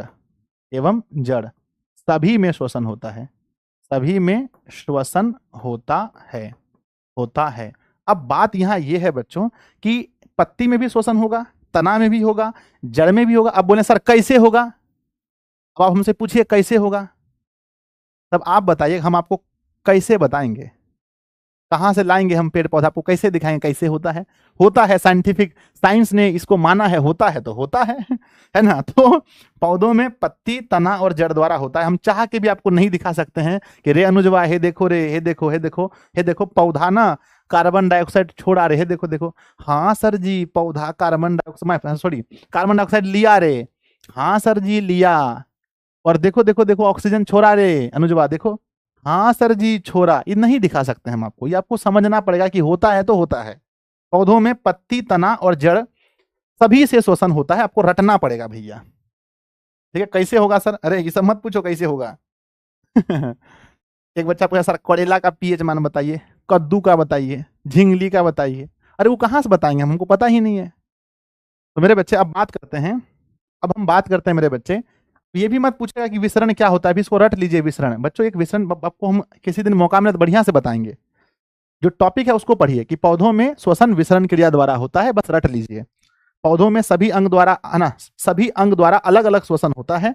पौधों में पत्ती, तना, जड़ सभी में श्वसन होता है, बस याद रखना। लेकिन बच्चों इसमें कुछ विशेष अंग है। पत्ती में क्या है जो श्वसन अंग में भाग लेता है? श्वसन में भाग कौन लेता है? तो ये चीज हम लिख के रखे थे कि पत्ती में बच्चों, ये बहुत इंपॉर्टेंट था कि, है ना, पत्ती, है ना। लेकिन बच्चों श्वसन की दर जैसे मनुष्य में होता है तेजी से, क्या पौधों में तेजी से श्वसन होता है कि धीरे धीरे होता है? जैसे मनुष्य बच्चों 1 मिनट में श्वसन कितनी बार करता है? मनुष्य का देखें 1 मिनट में 16 से 18 बार श्वसन करता है, धक धक धक धक। लेकिन मेरे बच्चे पौधों में थोड़ा श्वसन धीमा होता है। तो याद रखना कि पौधों में श्वसन क्या होता है? पौधों में श्वसन धीमा होता है। पौधों में श्वसन धीमा होता है, ये भी याद रखना, धीरे धीरे होता है। अब बच्चों आगे बढ़ते हैं, ये चीज लिखना बहुत जरूरी है कि जड़, तना, पत्ती में अलग अलग श्वसन होता है। बच्चों अब आगे लिख रहे थे क्या? अरे कुछ लिखने वाले थे, हाँ। पत्ती में वात, है ना, पत्ती में रंध्र, इसको याद रखना बहुत इंपॉर्टेंट है। क्या बोला हमने? कि पत्ती में रंध्र, पत्ती में रंध्र द्वारा, या है ना, पत्ती में रंध्र द्वारा। आगे लिखेंगे पुराने वृक्षों के तने की, है ना, और तने में वातरंध्र द्वारा, और बच्चों जड़ में मूल रोम द्वारा, जड़ में मूल रोम द्वारा श्वसन होता है। याद रहेगा, श्वसन होता है। मेरे बच्चे ये कोई विशेष अंग नहीं है, मतलब गैस का आदान प्रदान होता है, समझ सकते हैं, द्वारा हम बच्चों यहाँ समझ, है ना, श्वसन होता है, ठीक है ना। ध्यान दीजिए बच्चों, ऐसे तो कोई विशेष अंग नहीं होता है, तो सर कैसे लिखा दिए आप? लेकिन याद रखना है मेरे बच्चे कि पत्ती में वह कौन सा अंग है जिसके द्वारा कार्बन डाइऑक्साइड लिया जाता है, ऑक्सीजन छोड़ा जाता है? तो पत्ती में है वो रंध्र। तने में वह कौन सा स्थान है जहां से कार्बन डाइऑक्साइड लिया जाता है और ऑक्सीजन छोड़ा जाता है। वात रंध्र। जड़ में वह कौन सा स्थान है, जड़ में वह कौन सा स्थान है जहां से कार्बन डाइऑक्साइड लिया जाता है, ऑक्सीजन छोड़ा जाता है? तो बच्चों कहेंगे मूल रोम। ठीक है ना। तो आपने देखा, पूछा जाए कि पत्ती में रंध्र है, तने में वात रंध्र और जड़ में मूल रोम है जिसके द्वारा श्वसन का प्रोसेस होता है। बहुत इंपॉर्टेंट। अब बच्चों हम देखते हैं श्वसन अंग के बारे में। जीव में श्वसन अंग किसमें? जीवों में श्वसन अंग को हम लोग देखेंगे। किसमें बच्चों बताओ? जीवों में। जीवों में श्वसन अंग खत्म हो गया है। जीवों में श्वसन अंग बच्चों, है ना। जीवों में श्वसन अंग। चलिए जीवों में श्वसन अंग। बच्चों जीव दो तरह के होते हैं। एक होते हैं बच्चों एक कोशिकीय, एक होते हैं एक कोशिकीय, एक होते हैं एक कोशिकीय जीव और एक होते हैं बच्चों बहुकोशिकीय जीव, है ना। बहुकोशिकीय जीव, है ना। तो बच्चों है ना बहुकोशिकीय जीव। तो याद रखना है जितने भी एक कोशिकीय जीव हैं इसमें विशेष अंग नहीं है। श्वसन के लिए नाक कान मुंह कुछ नहीं है, इसमें विशेष अंग बोलो बोलो बोलो नहीं है। और यहां बच्चों बहुकोशिकीय जीव में विशेष अंग होता है, विशेष अंग होता है। याद रखना कि मेरे बच्चे कि जीवों में श्वसन अंग पढ़ रहे हैं हम लोग, टॉपिक है जीवों में श्वसन अंग। वहां हमने देखा है कि एक कोश के जीवों में क्या कोई, एक कोश के जीवों में क्या कोई श्वसन अंग होता है? नहीं होता है। तो एक कोश के जीवों में, एक कोश के जीवों में श्वसन किस विधि से होता है? तो याद रखना जैसे पौधे में होता है वैसे होता है। तो याद रखना मेरे बच्चे कि एक कोश के जीव में, लिखना बच्चों कि एक कोशिकीय जीव में, एक कोशिकीय, एक कोशिकीय, एक कोशिकीय जीवों में, एक कोशिकीय जीवों में श्वसन, श्वसन, श्वसन विसरण क्रिया से होता है। विसरण क्रिया द्वारा होता है। श्वसन विसरण क्रिया द्वारा होता है, द्वारा होता है। एक कोश के जीवों में श्वसन विसरण क्रिया द्वारा होता है। यहाँ बच्चों विशेष अंग होता है। तो बताइए बच्चों विशेष अंग कितने, है ना, कितने प्रकार के श्वसन अंग है जीवों में? 3 तरह के हैं बच्चों। सबसे पहला बोलो, सबसे पहला है बच्चों श्वास नली। सबसे पहला है श्वास नली या ट्रेकिया। ट्रेकिया मेरे बच्चे क्या आपने सुना है ना? ट्रेकिया से बताओ कौन कौन श्वसन करता है?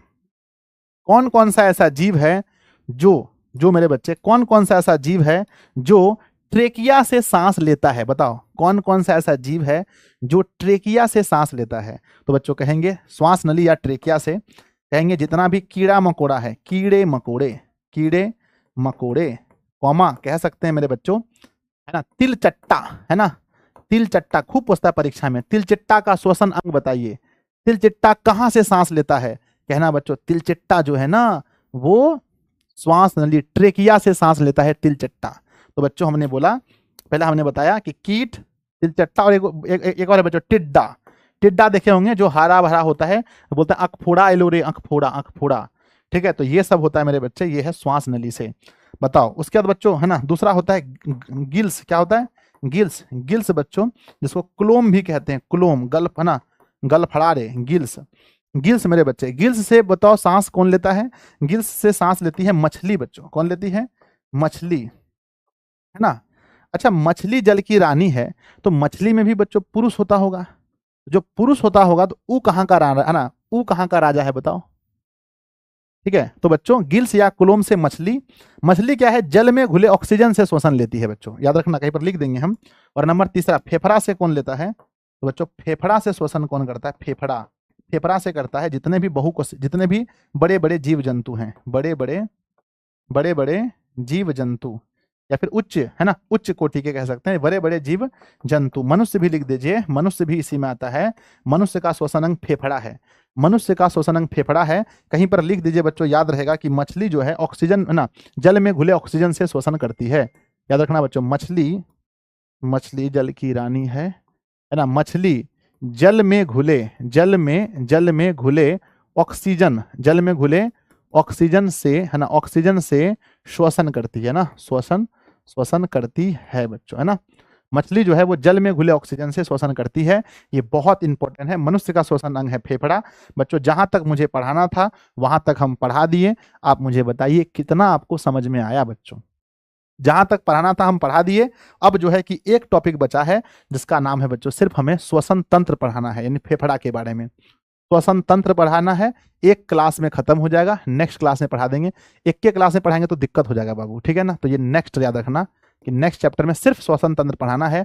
आप बताइए, अगर टॉपिक को हम 100% कह दें, अगर आज पढ़ाया हुआ टॉपिक 100% है, तो मेरे छोटे छोटे भाई बहन को कितना समझ में आया बताओ, कितना परसेंट आपको समझ में आया 100% में से? अरे भारी बेइज्जती है बहुत बेइज्जती है। इतना बच्चा लाइव पढ़ रहा है, 2900 लाइक हुआ है, बहुत बेइज्जती। 2900 लाइक है, कम से कम लाइक 4000 होना चाहिए, बहुत बेइज्जती है, बेइज्जती वाला बात है बच्चा। तो हाथ जोड़ करके विनती है, जल्दी जल्दी से क्लास को लाइक कीजिए, जल्दी जल्दी से 4000 लाइक होना चाहिए। भारी बेइज्जती है रे, भारी बेइज्जती हम लोग का। बहुत फास्ट में सब लोग लाइक करेंगे, बहुत फास्ट में, बहुत फास्ट में 4000 लाइक होना चाहिए। मात्र बच्चों 2900 लाइक है, भारी बेइज्जती है। सब लोग फटाफट से लाइक करेंगे क्लास को। चलिए आइए बच्चों, अब लेते हैं टेस्ट, देखते हैं टेस्ट। मैथ होगा, मैथ का क्लास क्यों नहीं होगा, होगा। पहले टेस्ट लगा लीजिए। अब मेरे बच्चे होता है टेस्ट, ठीक है। तो सबसे पहला सवाल टेस्ट में, सबसे पहला सवाल हमने पूछा है कि भाई साहब ये बताओ, ये बताओ, सबसे पहला सवाल ये है कि हमारे शरीर में ऊर्जा का निर्माण किससे होता है? मुख्य, हमारे पास मुख्य कारक क्या है जिससे ऊर्जा का निर्माण होता है? तो ऊर्जा का निर्माण होता है मेरे बच्चे श्वसन से। किससे होता है? श्वसन से। नंबर 2 है बच्चों, अब ये बताओ कि ऊर्जा का निर्माण श्वसन से होता है, हमने देखा बच्चों। अब ये बताओ कि कोशिका मुद्रा किसे कहते हैं? कोशिका मुद्रा बच्चों, कोशिका मुद्रा किसे कहते हैं? कमेंट बॉक्स में लिखिए। तो कोशिका मुद्रा, ऊर्जा मुद्रा, सॉरी बच्चों माफ कीजिएगा, ऊर्जा मुद्रा किसे कहते हैं? ऊर्जा मुद्रा के रूप में हम लोग एटीपी को जानते हैं। बच्चों सवाल नंबर 3 है, एटीपी का फुल फॉर्म बताइए क्या होता है? तो कहना एडिनोसाइन, एडिनोसाइन ट्राइफॉस्फेट, है ना, ट्राइफॉस्फेट होता है मेरे बच्चे, एडिनोसाइन, है ना, ट्राइफॉस्फेट। अगला है बच्चों कि जैव ऊर्जा के नाम से किसे जानते हैं? जैव ऊर्जा के नाम से, तो जैव ऊर्जा के नाम से भी एटीपी को जानते हैं। अगला अगर पूछा जाए मेरे बच्चे कि ये बताओ कि कोशिकीय ईंधन किसे कहते हैं? कोशिकीय ईंधन, है ना, कोशिकीय ईंधन, कोशिकीय ईंधन किसे कहते हैं? तब कहते हैं बच्चों ग्लूकोज को, ग्लूकोज को कोशिकीय ईंधन कहते हैं। अगला है मेरे बच्चे कोशिका का पावर हाउस किसे कहते हैं? आजे पढ़ाएं रे, कोशिका का पावर हाउस। तो कोशिका का पावर हाउस किसे कहते हैं? तो कोशिका का पावर हाउस कहते हैं मेरे बच्चे माइटो, है ना, माइटोकॉन्ड्रिया को, ना, माइटोकॉन्ड्रिया, है ना, माइटोकॉन्ड्रिया को कोशिका का पावर हाउस कहा जाता है, माइटोकॉन्ड्रिया को। सवाल नंबर 7 है, मनुष्य का श्वसन अंग क्या है? मनुष्य का श्वसन अंग क्या है? मनुष्य का श्वसन अंग है बच्चों फेफड़ा, मनुष्य का श्वसन अंग है फेफड़ा। पेड़ पौधे किस क्रिया द्वारा श्वसन करते हैं? पेड़ पौधे किस क्रिया द्वारा श्वसन करते हैं? तो बच्चों पेड़ पौधे की बात हो रही है, पेड़ पौधे किस क्रिया द्वारा करते हैं? तो आंसर लिखते हैं बच्चों विसरण, विसरण। किस प्रकार के शोषण में, किस प्रकार के शोषण में शरीर में लैक्टिक अम्ल जम जाता है? किस प्रकार के शोषण में लैक्टिक अम्ल जमता है? किस प्रकार के शोषण में लैक्टिक अम्ल जमता है? तो लैक्टिक अम्ल जमता है अवायवीय शोषण में, अवायवीय शोषण में लैक्टिक अम्ल जमता है। किस प्रकार के शोषण में, किस प्रकार के शोषण में एथेनॉल एवं कार्बन डाइऑक्साइड का निर्माण होता है? एथेनॉल और कार्बन डाइऑक्साइड का निर्माण, एथेनॉल और प्लस में CO2 का निर्माण किस में होता है? ये भी मेरे बच्चे अवायवीय शोषण में होता है। बच्चों पूछा जाएगा कि किस प्रकार के शोषण में ग्लूकोज का पूर्ण ऑक्सीकरण होता है? किस प्रकार के शोषण में ग्लूकोज का पूर्ण विखंडन बोलो या ऑक्सीकरण बोलो? पूर्ण विखंडन, है ना, पूर्ण विखंडन किस प्रकार के शोषण में होता है? तो बच्चों ये वायवीय शोषण में होता है। वायवीय शोषण में किस प्रकार के शोषण में अधिक ऊर्जा मुक्त होती है? अधिक एनर्जी किसमें मिलती है? अधिक ऊर्जा किसमें मिलती है? तो अधिक मिलती है वायवीय शोषण में, वायवीय शोषण में। सवाल नंबर 13 है कि बच्चों अवायवीय शोषण कहाँ होता है? अवायवीय शोषण कहाँ होता है? अवायवीय शोषण कहाँ होता है? अवायवीय शोषण आप सभी को पता है कि यह होता है कोशिका द्रव में। कहाँ होता है? कोशिका द्रव में अवायवीय शोषण होता है, कोशिका द्रव में अवायवीय शोषण होता है। वायवीय शोषण कितने चरणों में होता है? वायवीय श्वसन कितने चरणों में होता है? तो वायवीय श्वसन 2 चरणों में होता है। सवाल नंबर अगला है, वायवीय श्वसन में कितनी ऊर्जा मुक्त होती है? कितनी ऊर्जा मुक्त होती है वायवीय श्वसन में? तो वायवीय श्वसन में 38 एटीपी ऊर्जा मुक्त होती है। मनुष्य 1 मिनट में कितनी बार सांस लेता है? मतलब श्वसन की क्रिया 1 मिनट में कितनी बार होती है? श्वसन की क्रिया 1 मिनट में 16 से 18 बार होती है। 16 से 18 बार होती है। सवाल नंबर अगला है, तिलचट्टा का श्वसन अंग कौन सा है?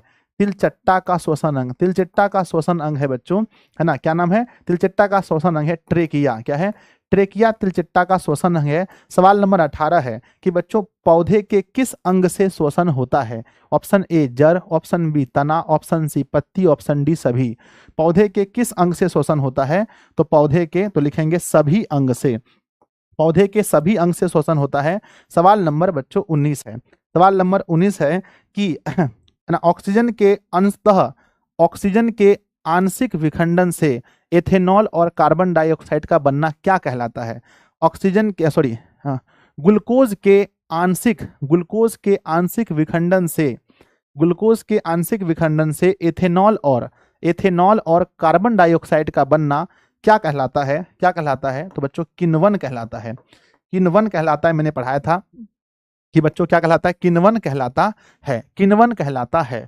आगे बढ़ते हैं कि मेरे बच्चे नेक्स्ट है कि ये बताओ कि, है ना, कि वायवीय शोषण का दूसरा चरण कहाँ होता है? वायवीय शोषण का दूसरा चरण कहाँ होता है? तो बच्चों दूसरा चरण पूछा गया है कि दूसरा चरण कहाँ होता है? दूसरा चरण होता है ना माइटोकॉन्ड्रिया में। कहाँ होता है? दूसरा मेरे बच्चे माइटोकॉन्ड्रिया में दूसरा चरण होता है। माइटोकॉन्ड्रिया में इसका दूसरा चरण होता है। सवाल नंबर 21 है मेरे बच्चे। सवाल नंबर 21 है कि एक कोशिकीय जीव में श्वसन किस विधि से होता है? एक कोशिकीय जीव में श्वसन किस विधि से होता है? एक कोशिकीय जीव में जो श्वसन होता है मेरे बच्चे, ये होता है विसरण से, है ना। किस क्रिया द्वारा होता है? तो विसरण क्रिया द्वारा होता है। सवाल नंबर 21 है, मछली का श्वसन अंग क्या है? मछली का श्वसन अंग है बच्चों गिल्स। क्या है? मछली का श्वसन अंग है गिल्स। सवाल नंबर 22 है ना, मछली का श्वसन अंग क्या है? गिल्स है। सवाल नंबर 22 है बच्चों, सवाल नंबर 22 है, किस प्रकार के शोषण में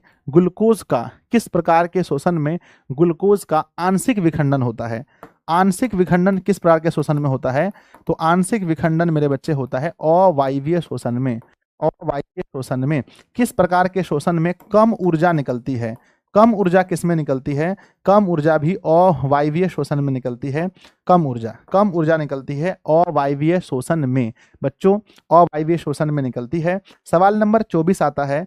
सवाल नंबर 24 आता है कि ये बताओ टिड्डा का श्वसन अंग क्या है? टिड्डा, है ना, टिड्डा का श्वसन अंग क्या है?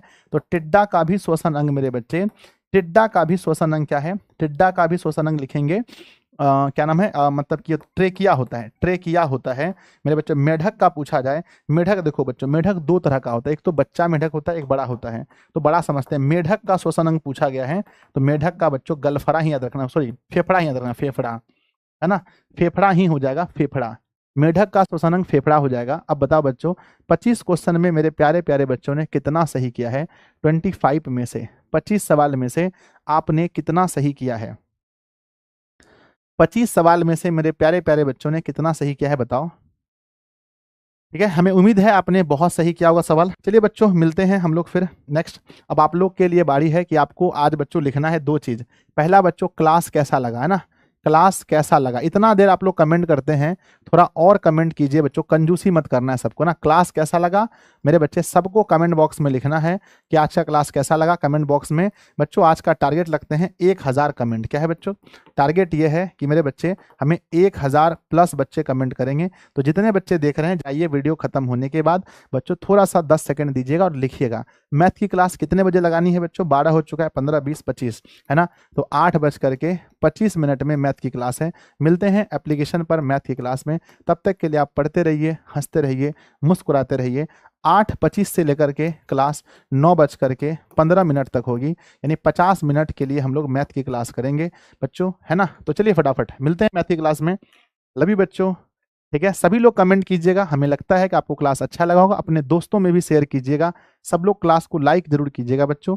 अब टेस्ट लगा सकते हैं, ऐप पर जाकर के टेस्ट लगा हुआ है।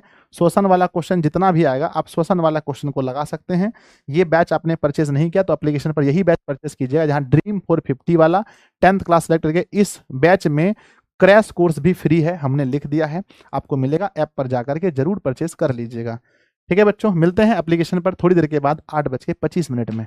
धन्यवाद बच्चों, बाय, लव यू।